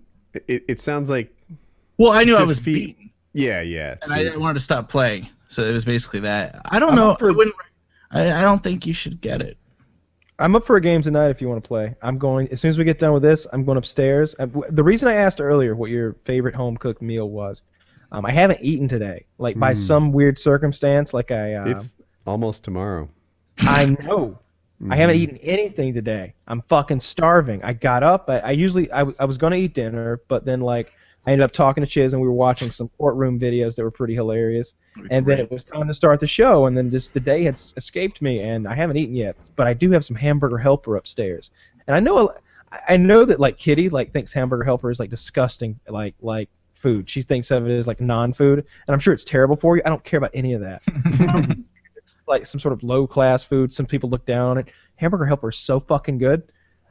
I love it. I'm really. What are you gonna have it help with? What are you gonna have it put with? Hamburger. Helper. Okay. Hamburger, yeah. I got a pound of hamburger meat. I got a box of hamburger helper. I'm gonna make that, and we're gonna play. You're gonna make a pounder? Not a quarter pounder, not a double quarter pounder, a quadruple quarter pounder for Kyle. It's a pound of meat, and you mix it with a hamburger helper, and it's like a pasta dish. Is going to wreck a toilet. Man, I had Five Guys when it's all one big meal too. Tomorrow morning, when Kyle takes his one super poop. Do you have Five Guys over there, Woody? Do you have Five Guys? I don't like them though. Oh man, it was my last meal before getting on a 2-day bus ride. It was great. I loved it. And the fries, like you said, last PK they give you the fries and then they dump more in the bag. Yeah, the only thing better than that is Fuddruckers, and I don't know if that's in anywhere else. Yeah, I've had Fuddruckers, but I disagree. I think the meat's better at Five Guys. When I really want to treat myself, like. That's what I do, and I usually plan it 3 days in advance. I'm like, I'd really like some Five Guys, and then the next day I'm like, but it's terrible for you. You're not gonna get Five Guys, and I'll eat okay that day. And the next day I'll go by and I'm like, you did eat right yesterday.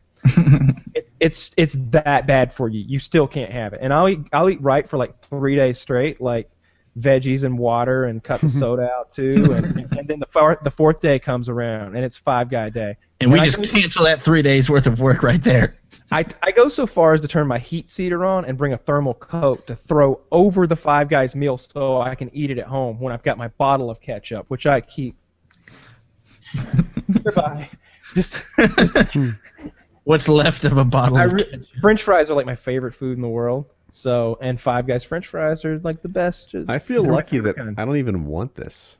Oh, I want it so bad. I want that hamburger with what's your favorite? Mustard, mayo, lettuce, relish, fucking jalapenos, and this is a question. Bacon and cheese melted and grease pouring out the bag, and just 2 patties of meat. Oh, it's so fucking good. And they got the freestyle machine. You can get like some vanilla root beer going with it, and then they double dump those fries in there, and you can do them Cajun style, which is just even better. Ah, it's the best thing ever. Favorite burger place? Go. Burger place? Yeah. Not even down. I can't think of a good restaurant burger. Wow. It's got it now. If you're talking about a steak place, like a Morton's or a Brazilian steakhouse, that I can. Definitely a steak guy. Yeah, but burgers are What insulting statement are you gonna make right now? I just don't even want one. Like sometimes I'll have like a Wendy's burger or something, but Wendy's is good. You know why? They don't cut corners. Oh, shut the fuck up. Is that a commercial that I haven't seen? That's their slogan. That's their slogan because they got the square patties. That's why they don't cut corners on their beef. You see, that's the beauty of it. Assholes. I don't. Kyle, do you have TV? I don't watch commercials ever for anything. I don't have TV. No, I don't watch network broadcast anything. Commercials come and go, and like I've never heard that "don't cut corners" thing. That well, that's pretty. Well, that's old. That's why. Yeah, that's why they have square. That's Dave Thomas stuff. Like what was the Hump Day? There's a camel that says Hump Day or something. Yeah. I didn't know anything about that either. Yeah, I was at a I went to my dentist. This is like a year or two ago, and all the like hygienists and secretaries are like Hump Day, and then they all go into this chorus of like Hump Day, Hump Day, Hump Day. I'm like, what is happening with these horny hygienists here? I don't know what that. Is there an orgy about to take place? I don't remember what that was a commercial. Bring on the before. nitrous oxide, ladies. I wonder if dentists do get down with the Yeah. like they do. It Can feels you get that dangerous stuff? though, a little bit like the guys that masturbate and asphyxiate at the same time, right? Like that's not you need to be. You know what the smart way to do that is? If you're gonna jerk off and masturbate at the same, that's the same thing. If you're gonna jerk off and hang yourself at the same time, you need a safety buddy. A breakaway collar. Yeah, that's what I was thinking. What if you had something you were hanging yourself with that when you applied all your body weight, it would let you go? You know, like the controllers on Xboxes, they made the breakaway cable. So if you yanked your controller, you didn't yank the whole thing out. It broke away. So if your entire body weight falls forward, noose breaks. Called a choke and tug. Business idea, make it happen. I'm just thinking it through. I was like, asked that is there question, something that like- rhymes better than choke and tug? Like if it was a sex thing, choke and poke would totally work. That's a recent thing, and I was asked that legitimately by my parents during high school. Like, do you know about this? Do you do this? No, I'm not fucking crazy. I'm not. Never would I do that. I don't care how great it is. So I'm your not choking parents myself. asked you if you choke yourself while you jerk off? Well, they at first asked if it was a thing, and then asked that question. I was like, yeah, I heard of it, but I heard of it through George Carlin. That's where I first heard of it. Was that joke? One of his bits was that, and I was watching that with parents, so I don't know why they didn't.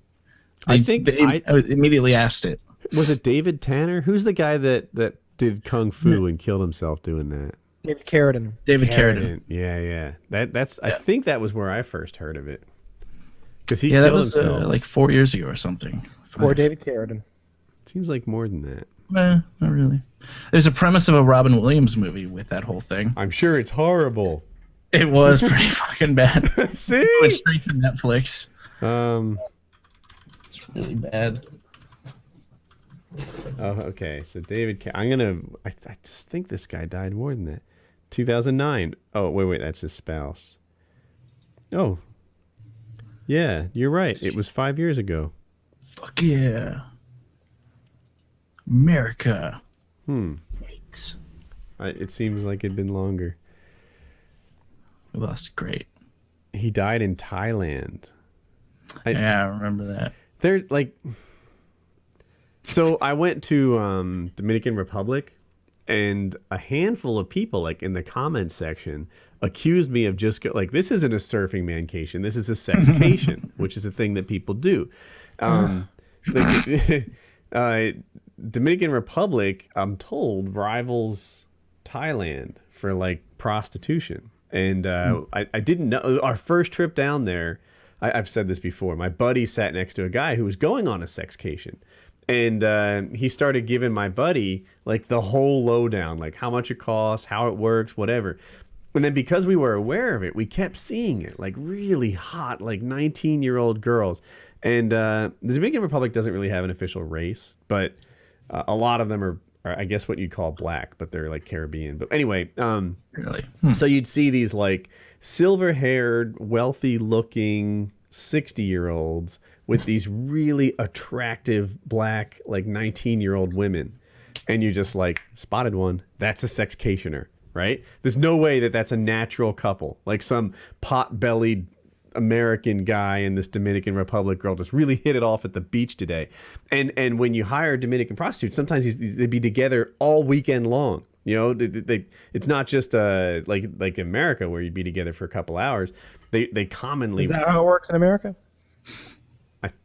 Isn't it? I think you're together for the act and it sort of ends afterwards. But in the Dominican Republic, this is like your totally loving into you girlfriend for the week or the weekend or whatever. It's a whole experience. So David Carradine was in Thailand.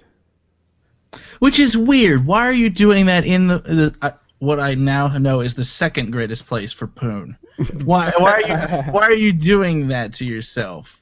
Like, shouldn't there have been at least an assistant if you were going to? Right.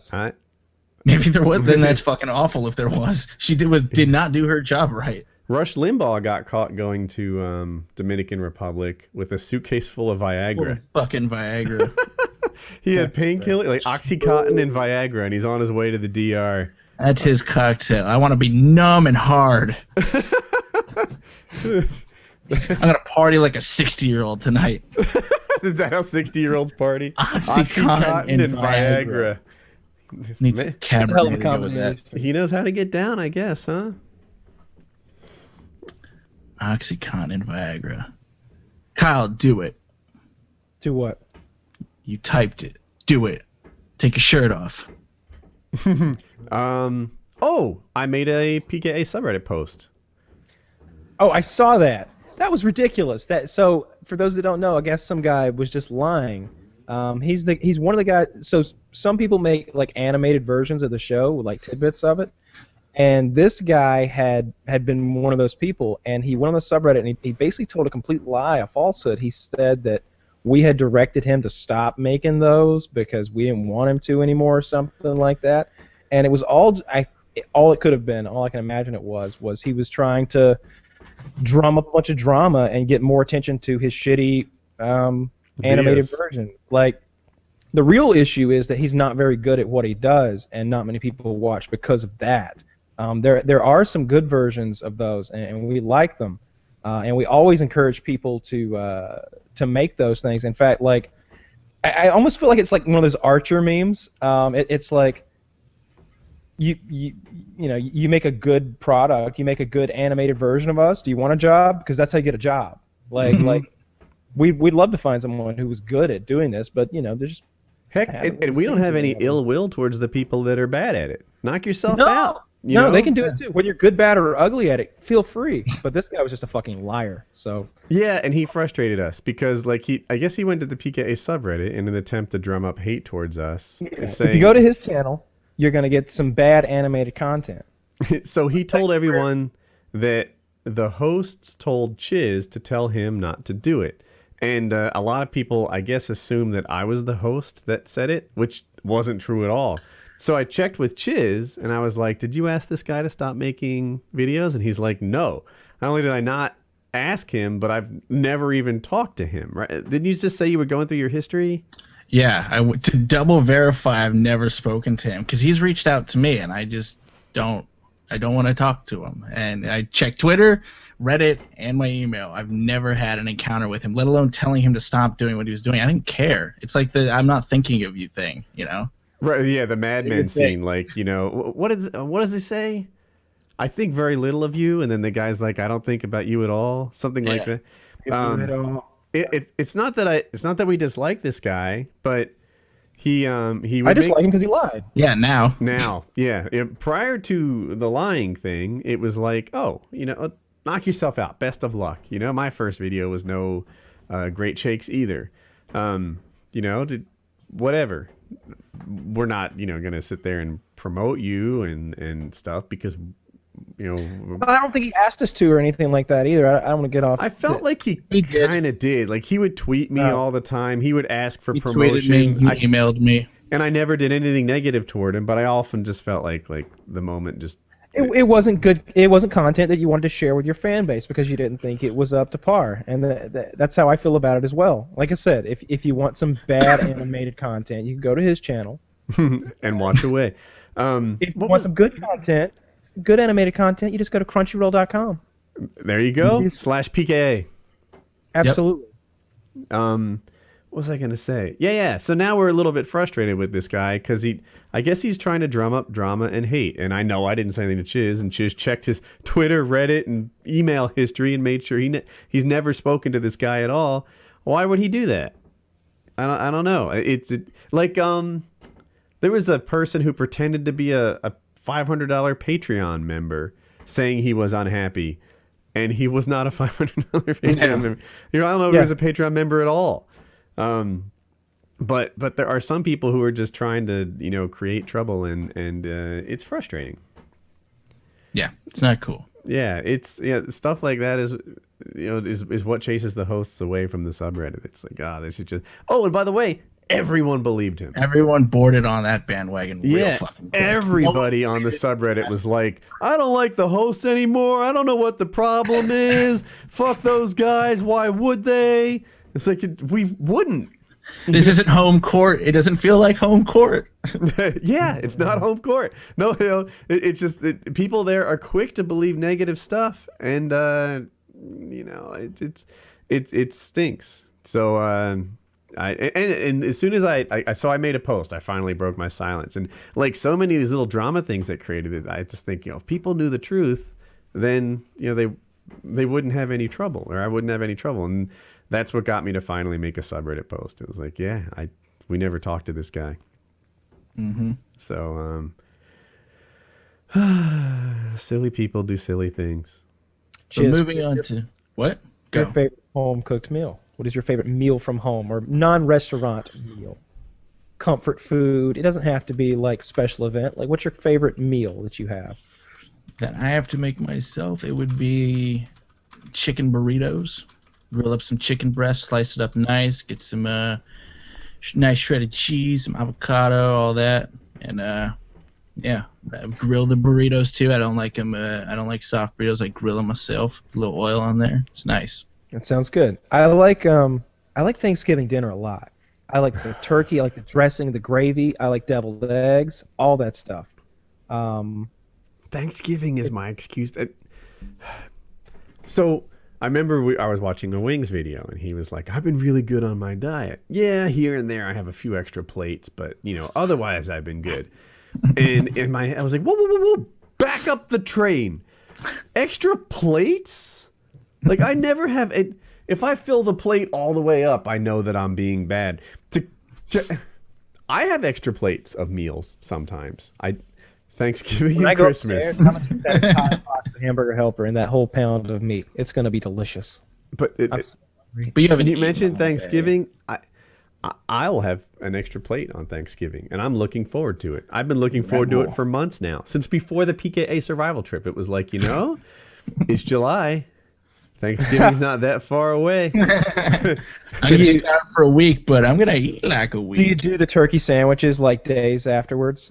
Some years. I think this year we're going to. When we have it here, we get that. But stuffing, I love stuffing. Yeah, I'm not sure what. I'd like to do something this year. I want to deep fry a turkey, but I think you almost have to do it in peanut oil, and Kitty's allergic to it. Like, she'll die. Mm-hmm. I can't do that. But those are the best. Like if you deep fry it, the whole turkey, it's so fucking good. Yeah, that's my favorite. Peanut allergies are so hardcore. They're weak. That is just genes that need to be weaned out. Okay, that's what that is. People being sent to the hospital from Kitty, I'm not on board with this. Ridiculous. This is natural selection in effect, people. It starts with peanuts. A lot of people that need to be weaned out. Yeah, come on. Peanuts are amazing. They're good for you. And gingers. Well, your body can't. It's like milk. You can't take milk. Get out. Ginger? You're not. Hit the road, Ginger. Are there people allergic to ginger? Is that a thing? No, I'm talking about people with red hair. Oh. I'm on board for this. Get out. Yeah. White skin. What are you doing? I'm going Hitler on this thing. I'm just picking like races and looks and getting rid of them. Yeah, the whole allergy thing's taking too long. I got my own plan. Woody's got backhoe soon. We'll deal with this. Ginger, leave it. You can't get a good suntan? Adios. Woody can make a hell of a mass grave in that yard. I could make a giant mass grave. I think I could bury over 1,000 people. easily. If you stack them a couple Well, deep. if you dig deep enough, I mean, it's limitless, really, when you think of it. You just keep stacking them on top of each other, throw a blanket down. Okay, so let me tell you guys a little bit more about Crunchyroll. Make sure that we get all of that out there. I want to make sure we didn't miss anything.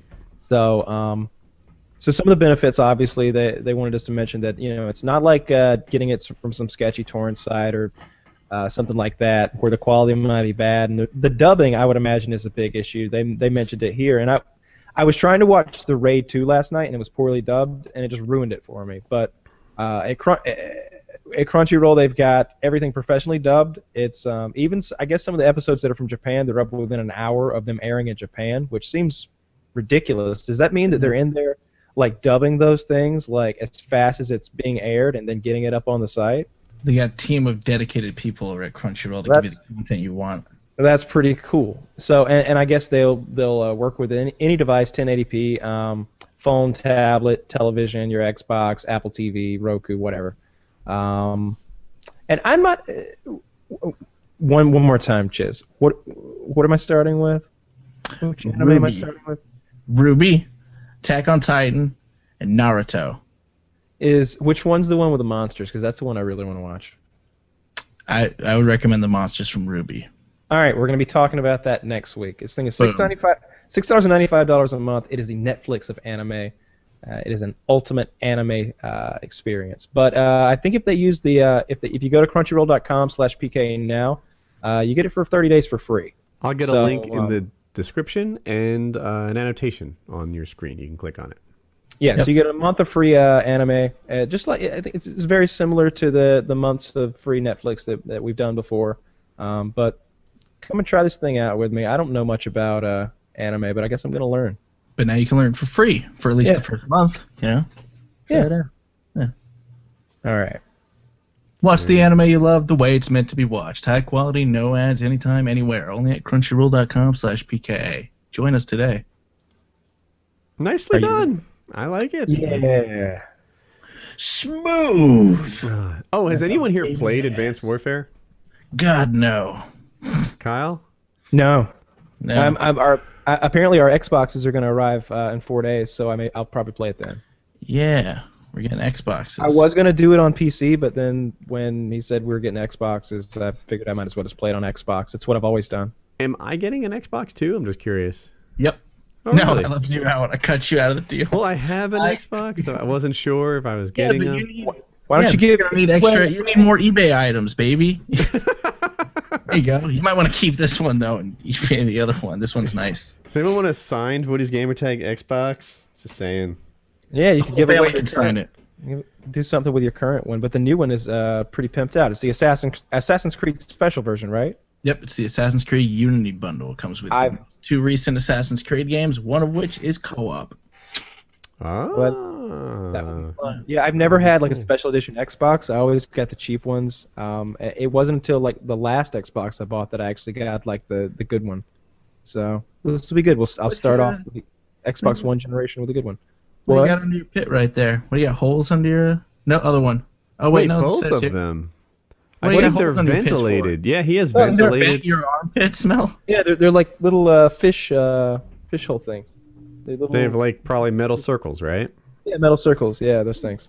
Yeah, things legit. Aren't you? I got it at a Army surplus store. Someone who worked there had made it for Halloween. I think the making it was just putting the Ghostbusters patch and on a regular suit and the Spengler patch on a regular suit. But I'm pretty excited about it, and I've had it for a couple years now. I put it on a lot.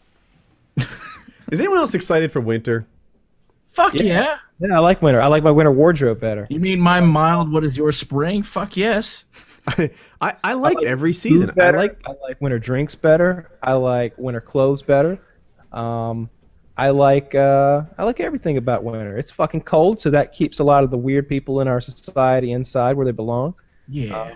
You just get a better everything in the winter. I feel like I wish it was cold all the time. I don't. Yeah. I've lived where it's cold too long, and I didn't like it. And I especially didn't like the gray skies and the Nighttime comes even. The day is shorter. That's what I'm trying to say. It gets even like shorter. I like that. I don't. I don't like I would finish work at 5 and it was like it's full on nighttime, and I don't like that. But I will say this: by the time a new season is coming, I am ready for it. Like I'm ready for winter. I had summer. It was great. It's cool. Bring on the winter. And then, I'm telling you, by March or so, I'll be like, bring on the summer. North Carolina has the climate that I want. I was in New Jersey, and it favored too much winter for my taste. It had both winter and summer and stuff, but like 8-9 months of cold stuff was more than I was looking for. Damn, that sounds awesome. Maybe you should go to the Northeast, man. It's the contrary over here. I hate it. You're like, oh, I love it. It's gonna be winter. I can't wait for summer. I don't get that. I don't have seasons. It's like during this part of our long year-round summer, it's just gonna be occasionally cloudy, 70 degrees, and rain sometimes. Like if it gets to 50, that's as cold as I think it'll get daytime. It'll get colder at night, but that doesn't count. I don't like it. I like the rain. I like clouds. I'm way more productive when it's overcast outside. We'll have some days, and we'll have some days where it hits like 0 Celsius or 32 Fahrenheit. But by and large, cold around here is in the 40s, and every week we'll have some sunny days in the 50s. So it's not like winter's... Of course, it drops colder than that at night and stuff. Highs mean more to me. Like if I know today's high is 40, then like I kind of know what that temperature is going to be. Right, like. You're usually a sleeper inside during the low. It really kind of doesn't... Unless you're camping, which one it's cold. But the highs usually tell me like what that day is going to be like. And here, if it's cold, if the high is in the 40s, and it'll be in the 50s at least one day that week, even in our cold months. And it's sunny. That's the big thing. So in Jersey, I felt like it was cloudy for almost 8 months. Here.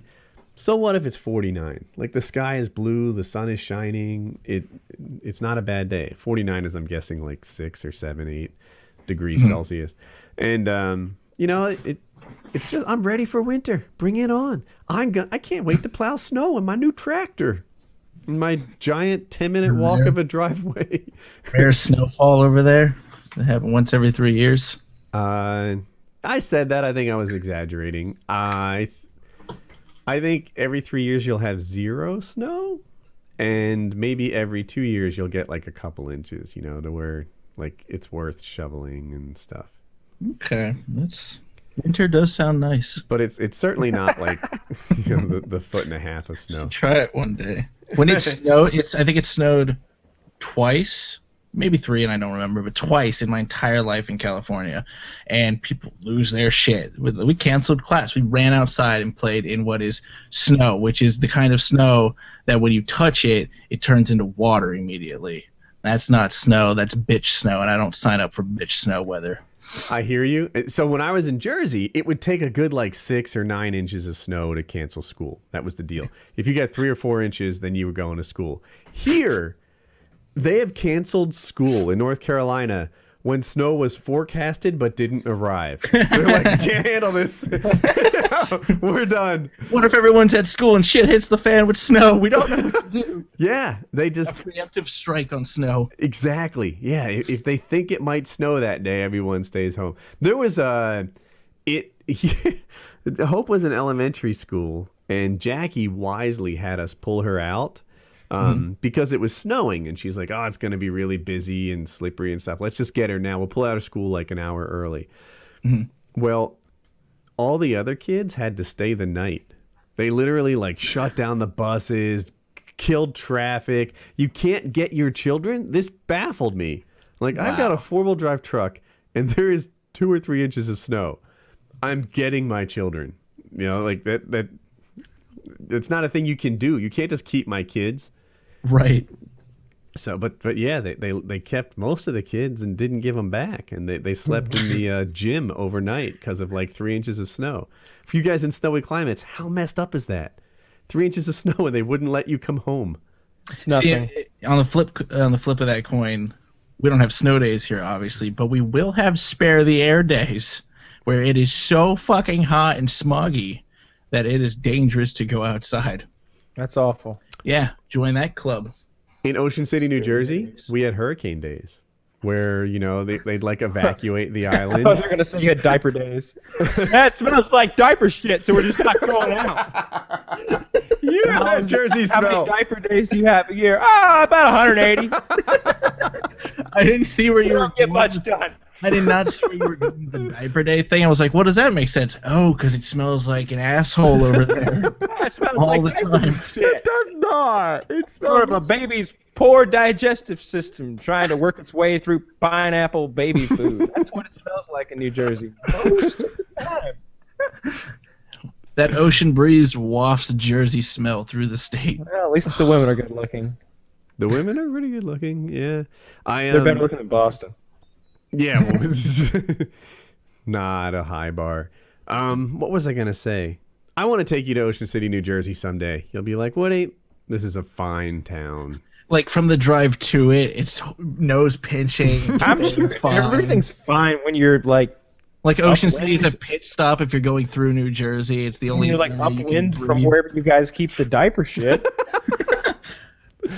Like I not imagine there's fair. a diaper shit mountain Smokestacks of somewhere. horribleness fluming into the air. Yeah, there's Nobody a would diaper want to- shit mountain. So New Jersey has 3 major roads: Parkway, Expressway, and Turnpike. No one wants to live on the edge of those. So on the edge of the Turnpike, there's like an industrial center up by like 16W where Is it a the paper Devils mill? play.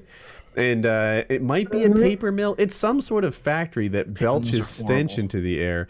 And Kyle has associated all of New Jersey with this industrial section where no one lives. Hey, we talked the other day about stereotypes and how most Welcome of them to are the true. Garden State. It smells like shit. That's our manure.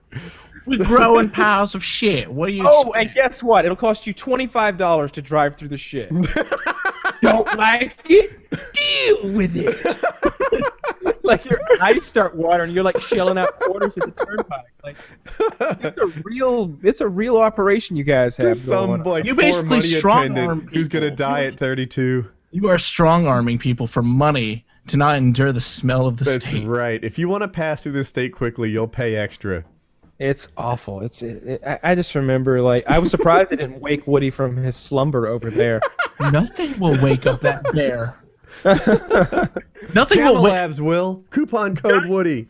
We could hit a 90-degree turn and it won't wake him, but if you slowly get out of the car, that will snap him into awake mode. We tried to sneak out of that Camaro. That was We tried to funny. Sneak out of it. And Yeah, he woke woke up up like a baby in the immediately. backseat.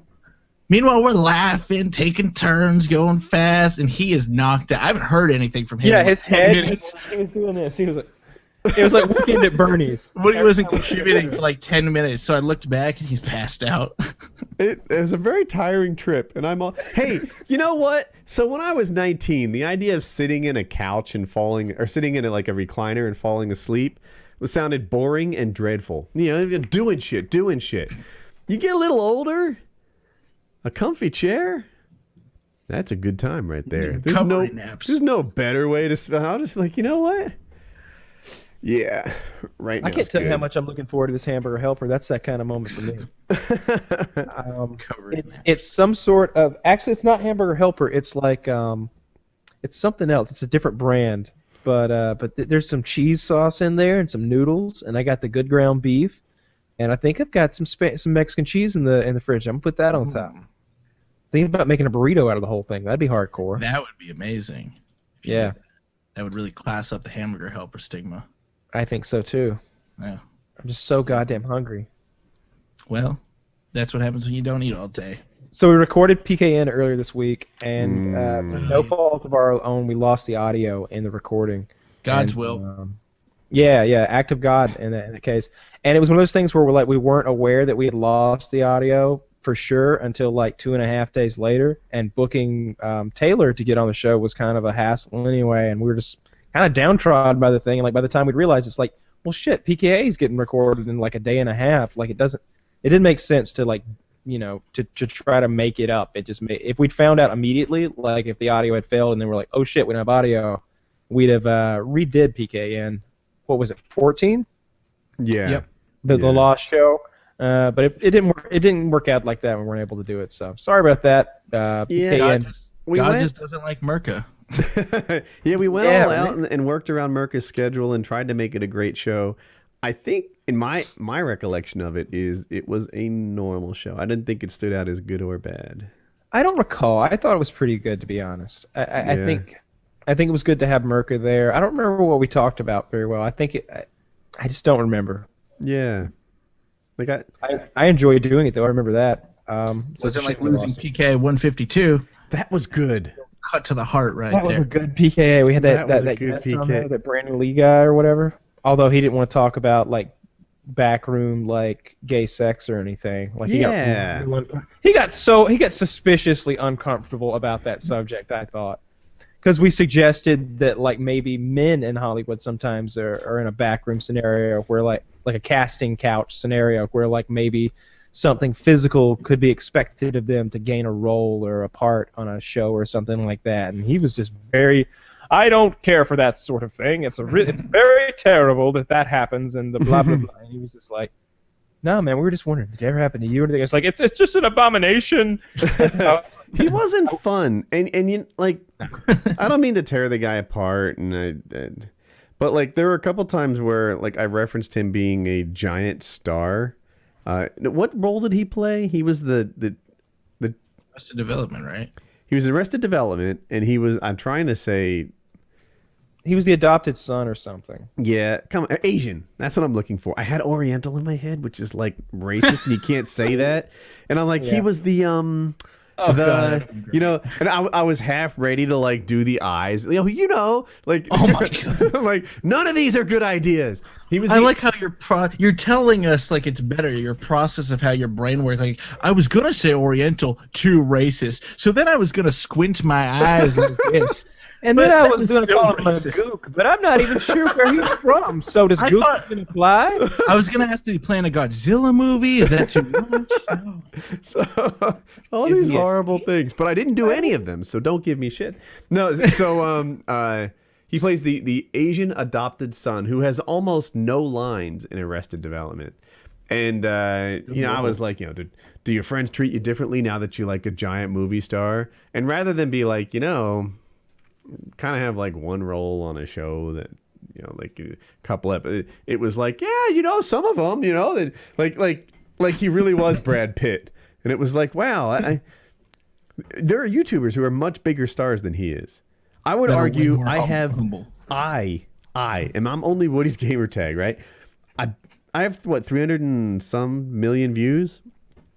That might be more than Arrested Development.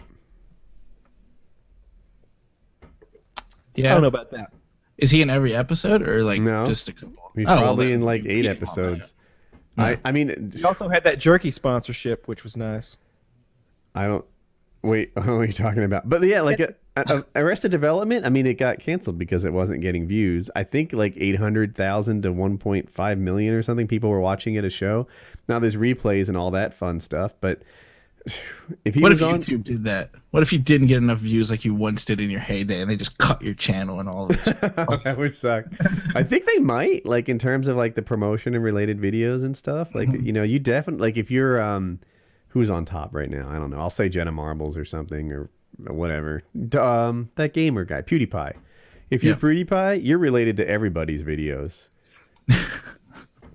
You know, yeah. So that's a thing. But what was I gonna say? I don't know. I felt like he was really kind of like playing like me, Brad Pitt, Keanu Reeves, and Angelina Jolie. Like we're all kind of big shots, and it's like, no, you're the adopted Asian kid with no lines on Arrested Development. Calm your jets. Yeah. Okay, so we watched Starship Troopers this time around. We definitely recommend that to everyone. What are we going to watch next? Is it the Planet of the Apes movie? The sequel? What's it called? We're watching the first of the new remakes, which is Rise of the Planet of the Apes. Has 80% on everything. I think it was Rotten good. Tomatoes. He's talking about. And then we get to watch, and then we'll watch the sequel, which I haven't seen yet, Dawn of the Planet of the Apes, which is, I don't want to ruin it, because you have to watch the first one to get this one. And it's better than the Paradox time-traveling original one with Mr. Gunnut. Wasn't a gun nut. NRA leader, whatever you want to call him. Do people still say you can take it from my cold dead hands? I'm sure they're thinking it. Yeah. I just wondered if that was a thing that like everyone carries on with. The leader of the NRA isn't charismatic enough. They really need. Who is it now? That fruity sounding name guy? What's his face? Kyle, do you know his name? I have no idea. We're counting on you. Oh man. They should make FPS Russia the leader of the NRA. That would be awesome. Should. Everyone would. If I think FPS Russia is about to do some things with the NRA. We've been talking to him for a while. So there's talks of doing a whole series. I don't know if I should even say, but the NRA have access to a huge museum of weapons that they normally don't allow people access to, and I think they've offered to extend that museum of firearms to me. Lasers, drones. I've already got lasers and drones, but they've got some crazy stuff. So I would Whoa. Let's not gloss over the fact that you just said you've got lasers. Yeah, so I've got a 1-watt laser. It'll pop balloons, light matches, burn people, blind you forever. Can you probably. light gasoline on fire with glasses.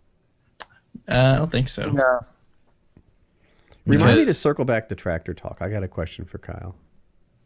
Okay. I don't So want yeah, to maybe ruin our flow. something with the NRA. I think that would be a good match for both of us because I'm sure there's a lot of people that watch me who are into gun rights, and I'm sure they've got a lot of stuff I could show off to my fan base as well because they've got a crazy library of guns. The cool thing about FPS Russia in terms of an NRA relationship is that you can reach out to people who you're not necessarily just preaching to the choir. Exactly. You can reach a demo that maybe a younger one that's still making up their mind about guns. Maybe the people who just like to see cool stuff. And FPS Russia's not killing people. He's not killing animals. He's really just firing guns for sport. And which is, by the way, what I typically do with guns too. Like I mostly shoot. We fight targets. the watermelon war and the pumpkin war. Yeah. We fight against evil television sets, toilets, old toilets everywhere, wherever they hide. It's a little one-sided, but yeah. Yeah. So unless you take some shrapnel, it's a little one-sided. So far I'm doing that porcelain pretty well. toilet was a mighty opponent. People almost got hurt during that. Every so often, a car door launches a counterattack. Something like that, yeah. We remember that light on your feet. Refrigerator. There are people who think that's CGI. That's funny. Yeah, but yeah, like if I was the NRA, I would totally be working with FPS Russia a ton because, the NRA, I feel like does now a lot of preaching to the choir, a lot of fundraising from people who are already on board. Yeah, they appeal to their. It's easy to appeal to their base because they've already got those networks, and I think the beauty of like a relationship with me is that I extend beyond those grassroots little that base that they've normally got, and I could show some people who don't know some of the facts. They could learn some things. I don't like pushing my politics or anything else on people, but I don't think there's anything wrong with educating people. In a fun way, I'm not talking that's about the thing. propaganda. Yeah, you'll do it in an interesting way. I'm not talking about propaganda. I'm talking about showing you some cool guns at the NRA museum. When I was talking to my daughter about bringing, there was a question. I forget how they went down, but at the NC State Fair, previously you weren't allowed to bring firearms to it. And this year they were redeciding whether or not you were allowed to bring a gun to the state fair. And my daughter was strictly against it. No, you can't bring a gun. That's ridiculous. It's insane. It's dangerous, etc. And in my head, I'm like, we're not asking for permission to shoot people. This gun's just going to stay in a pocket. You'd be surprised, but we bring them everywhere. Someone took a parking spot I wanted the other day. No one got shot. No one, this ridiculous. I did brandish it in front of that dickhead, though. I was waving it around. No, it's like guns are out there, and sane people just keep them in their pockets, and that's all that happens. And you might say, well, what about the insane people? What about them? You're not really seeing it. Concealed carry permits have been going bonkers over the last 20 years, and there are no shootouts and OK Corral. State fair. Mm-hmm. Yeah, so they don't do that at state fairs. Look out for schools. In North Carolina, a good rule of thumb is if you buy a ticket to get in there, you can't bring a gun. Right? That includes movie theaters, the hockey games, stuff like that. And you'd say state fair. I don't know how they decided, but my daughter really thought like bringing a gun was analogous to shooting a gun. When in my head, bringing a gun is more like being prepared. Having a knife in your pocket, mostly it's for boxes, or it's just being prepared for something that probably will never happen. You know how many times I've even pulled out my gun in a defense situation? 0. How about offense situations? Also 0. Well, unless you count that. If there's a place I'd want turtle. a gun, it's at turtle carnies around me. I would want a gun with carnies around me because those are the weird, insane people, and they don't have guns, but they're way more creepy than yourself with a gun. To me, it's not a question of whether I can shoot people or none of that really actually happens. What actually happens is I just feel a little more prepared. It's my pocket stuff: keys, wallet, phone, gun. Do you ever get nervous? Like I know I think everybody does. I pat myself down like, all right, wallet, keys, phone. You do that with your gun. It's part of the deal. Not on your hip. Oh fuck! You're like, I was in bed last night and I was taking like a mental account of my my guns, and I was like, "Where's my AK-47? Where is my AK-47? I haven't seen it in a while." I was like, "Did I?" And in my head, I'm like, "Did I take it and put it in my other vault? Was it in that bag with that AUG? Is it over there?" And I couldn't stand it. I had to get up. It was 4 a.m. I had to get up. I looked around my house, couldn't find it here, and I was like, "Yeah, it must be in the vault across town."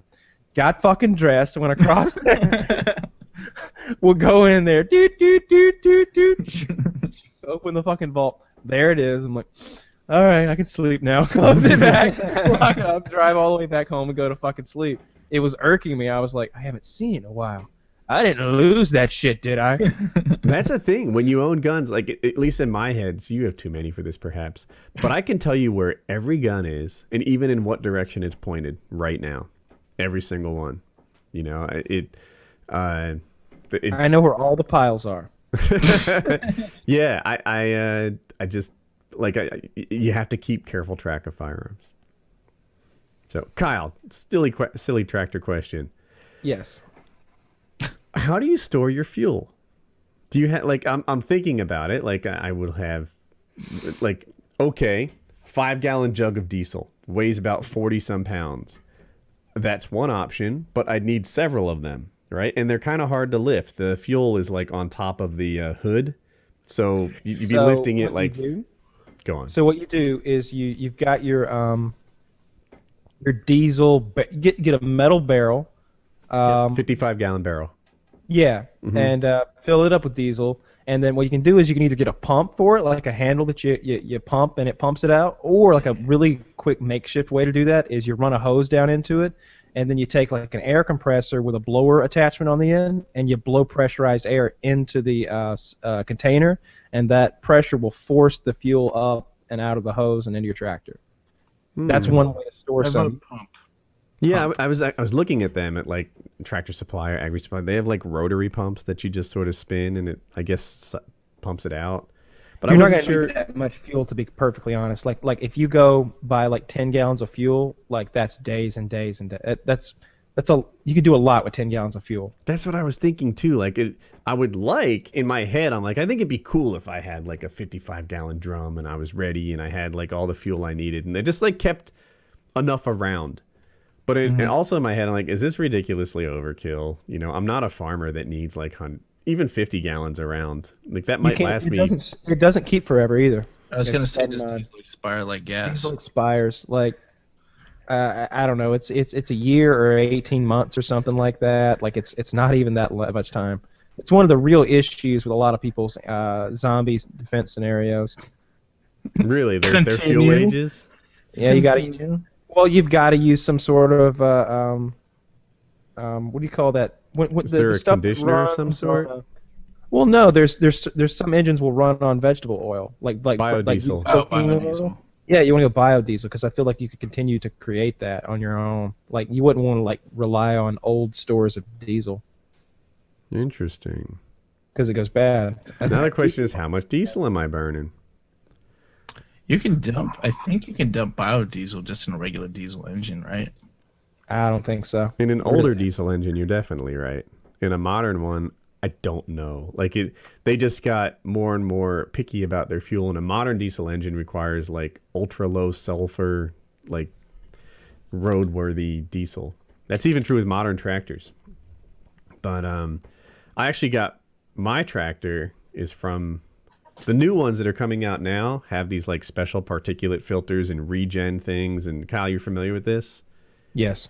They I guess they capture sulfur or soot or something, and then every so often they pump gas into the thing that captured it and burn it super hot, and it burns cleaner, but it runs out after so many hours. You have to have like expensive servicing to it. There are computers that will tell your tractor not to start in certain situations, and there's a lot of complexities in there that don't benefit the owner. So I got actually either this year's model, I guess the 2014 one that doesn't have all that. And it's part of the reason I pulled the trigger before I even bought the house, because those things, you can't find them very easily anymore. And how lame would it be? I hate to even say this, knock on wood, but whatever you're gonna say, I thought the house thing didn't go through, and it was like he ended up having to park that tractor at his house with a giant 8-foot, 9-foot long.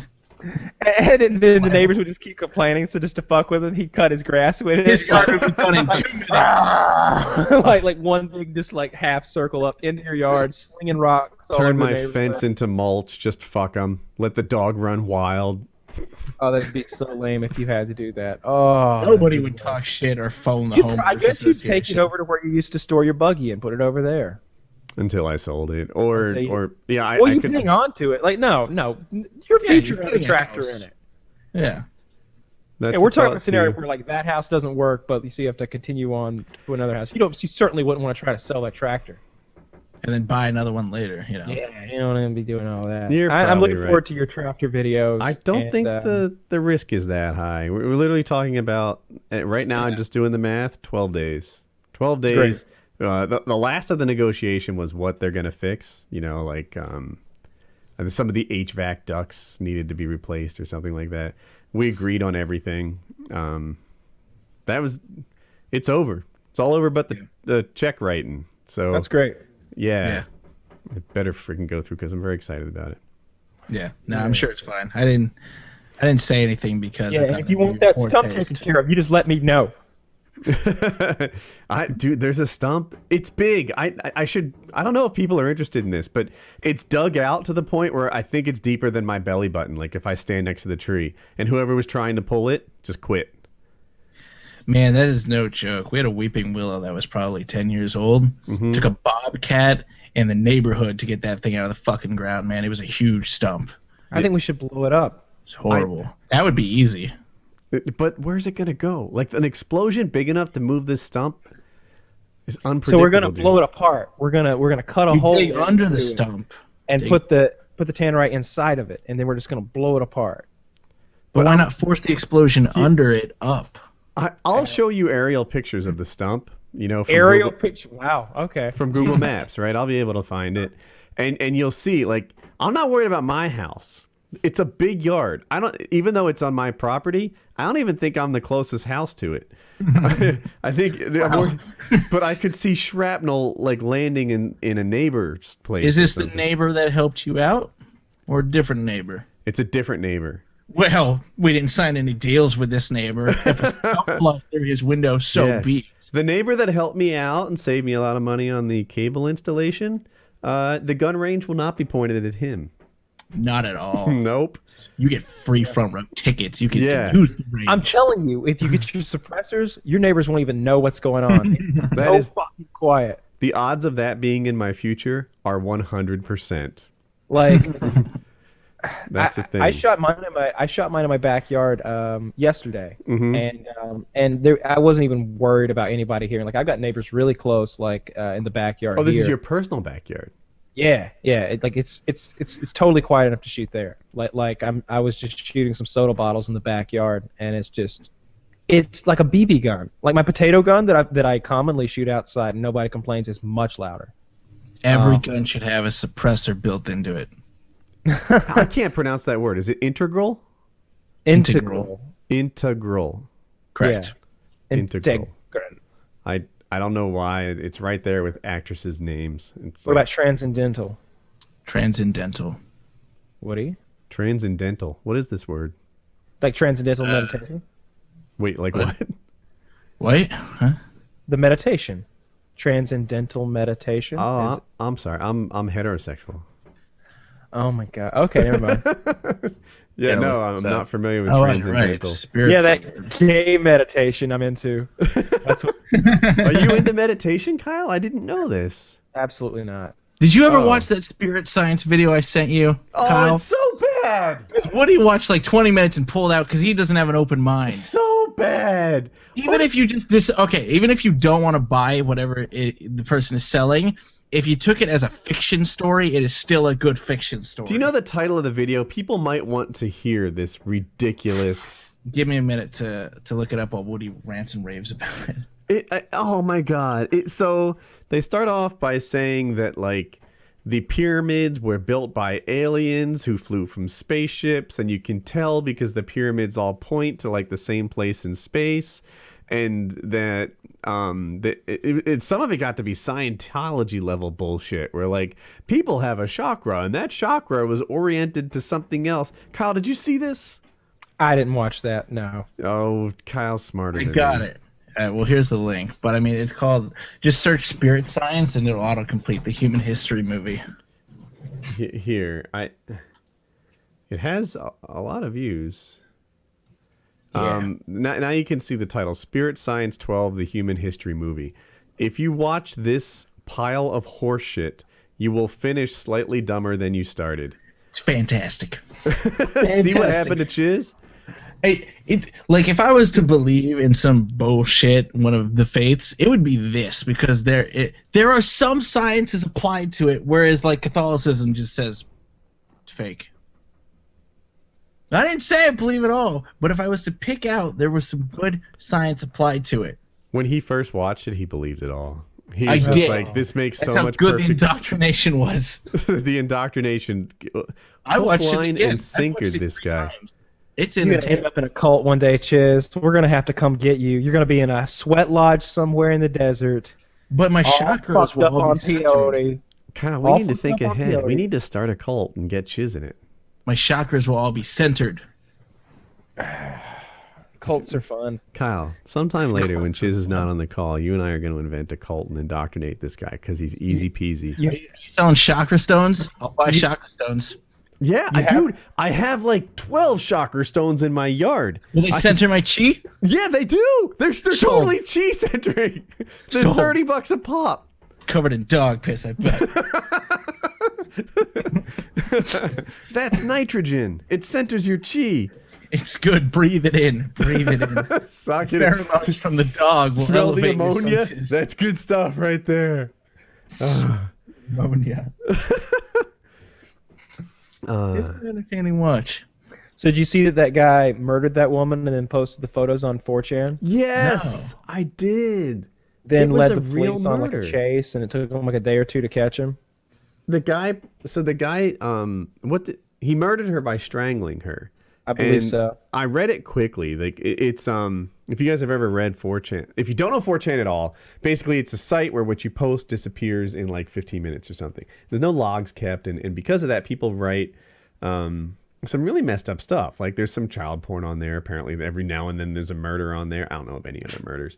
There's a lot of porn type stuff on there. And a lot of just sort of like uncensored thoughts. And I think that's the core of 4chan, by the way, not this weird stuff I pointed Confessional. out.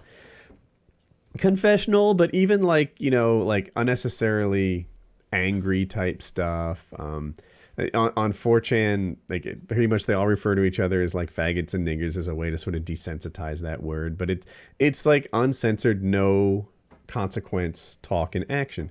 And anyway, this guy murdered who was the girl to him? Might have been a girlfriend. Yeah. So a guy murdered a woman who might have been a girlfriend. And he's like, you strangle him. It's a lot tougher in real life than it looks like it is in movies. And then he took pictures of her naked dead body with what was clearly some sort of like scarring or irritation across her neck. And sometimes people on 4chan do stuff as like, fake stuff as like a goof. But this one wasn't fake. And he murdered this woman and put pictures of it on 4chan. And he Got caught?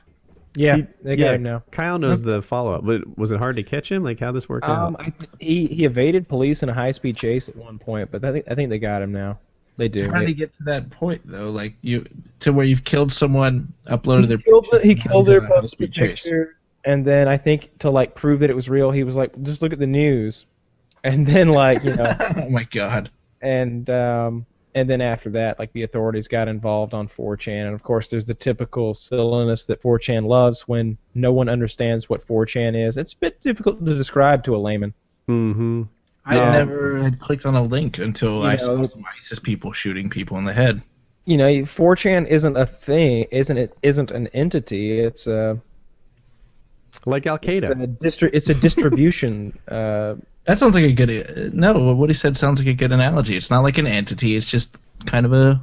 Well, I don't know. I would say Al Qaeda has more of a central philosophy than 4chan does.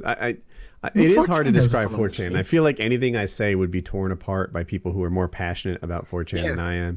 I feel the same way. It's very difficult to explain, but it's really funny that oftentimes news media will just get it really wrong, and it's hilarious to see the things they say. They refer to 4chan as a person or an individual. Yeah. If I were to say if I were to try to describe it, because I bet some of you want it described, maybe who don't know, it is a website where you can post pictures and comments to those pictures or whatever, and because it's all deleted, there's no consequences.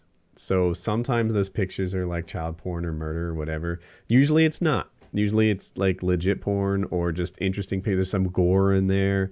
And the way that people interact with each other is maybe, what people would do in real life if there were no consequences. They say incredibly harsh things, but then it's your job to be thick-skinned. Of course, we should say that I feel that we're both describing B right now. Yeah, that's true too. Oh, I'm glad you pointed that out. Yeah. There's video games. There's the guns is K, right? There's I can't even describe. There's a fitness one, and they have different cultures. Yeah. In particular, it's B that's which is random.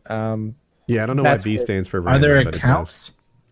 Like, no. Do you have an account? Well, then how do you comment? Is it just like anonymous? I don't think we should go into that, but you could go on there and find it out for yourself. Just go to 4chan. I don't want to. .org. Do some digging. Learn for yourself. I read a guy that for yourself. Apparently you can get a FBI profile of yourself, and his profile said possible pedo, and he's like, that's from 4chan. It was like, interesting. It was on Reddit where I read it, so it was right there on the internet. It must be true. But I wonder how you get the FBI profile on yourself. Apparently you have a right to request it. I wonder if anyone's watching this and they know how to do it, shoot me a message and teach me how. I would love to get a profile on me and see what they think of me. They probably think I'm a meth head. I was Googling stuff earlier. They probably think you were Googling meth, huh? Thinking of branching out into new stuff, new drugs? We had a hypothetical, what would be worse, injecting heroin or smoking meth? And I Googled how long do the effects of meth stay in, like how long is the high from meth? And as soon as I typed it, Kyle immediately said out loud, that's in your browser history. And I thought it while typing it too. I'm like, this is going to be in my browser history. Yeah. It was.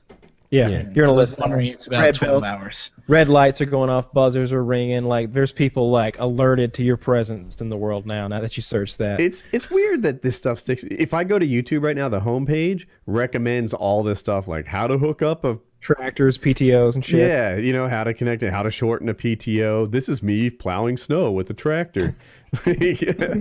Mine's usually really lame stuff. Mine's usually always like videos that are like 2 years old. Like I'll watch something from one channel and then they'll recommend 2-year-old videos from that same channel. It's never like something recent. I get a lot of like, watch it again. So I don't want to watch it again. I even watch that shit too. Instead of like because you watch this, because you watch that, just show me fucking action, comedy, and adventure. Like here's mine. I'm putting it on the screen so people can see how to use a compact root grapple, the Hay Train, Shark Tank, 2 Joe Rogan experiences, some chick with a chainsaw cutting a tree stump, and then a UFC video. And I don't know what Cloud Chasing 101 is. It looks like.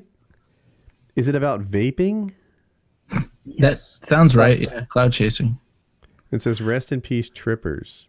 That sounds like it's more of a drug thing than vaping. I don't know how this one got recommended for me. But yeah, this is here. I'll take a push for you guys in case you're curious. This is So what I was showing obviously you were everybody. watching UFC videos, stump removal because of your situation. You needed equipment, so you were doing research. You were interested in your entrepreneurial ship, so you watched Shark Tank. Shark Tank. No, we watched Shark Tank because of that. Oh, did you ever contact the whatever ball guy the guy with that? I sent an email. Oh, right. Yeah. What What's was it? it Bullet called? ball. Bullet ball. She's like, you've spent the last 26 years and all of your money. What do you have to show for it? And he's just kind of like, his eyes glitz a little, he smiles, and he goes, I have bullet ball. Oh. And it's like, ooh. So for those of you who don't know, just search the YouTube video, bullet ball. What was it? I don't feel like it was Shark Tank. It was more like a Shark Tank ripoff. It was called like an investor something. I think it was like an ABC ripoff or something. Yeah, basically, you're called before these investors with your idea, your business strategy, whatever it may be, and his game was bullet ball, and it's just absurd, and it's pretty sad, but it is taking off to some level in some places. I think mostly because of the cringe factor of that show. So I thought it would be great if we got him on the show. So he was living in his car. He had sold all his possessions. Yeah. His wife had left him. He sold her ring. His legacy is bullet ball, and he'll forever be known as the bullet ball guy. Bullet ball. Bullet ball. You can play Extreme Edition. Extreme bullet ball with your hat on backwards and some sunglasses. You move your arms faster. This is probably lost on a lot of you, but trust me, go watch the video. It's very funny. We found a video that was like it was like a commercial that he himself had made With some local youth. Yeah, bad audio. and it was so lame. Oh, but he seemed interesting to talk to. I don't think I'd be. You know what? Let me start over. I would play bullet ball if there were a bullet ball table here, but I would pass on it because I think it's ridiculous.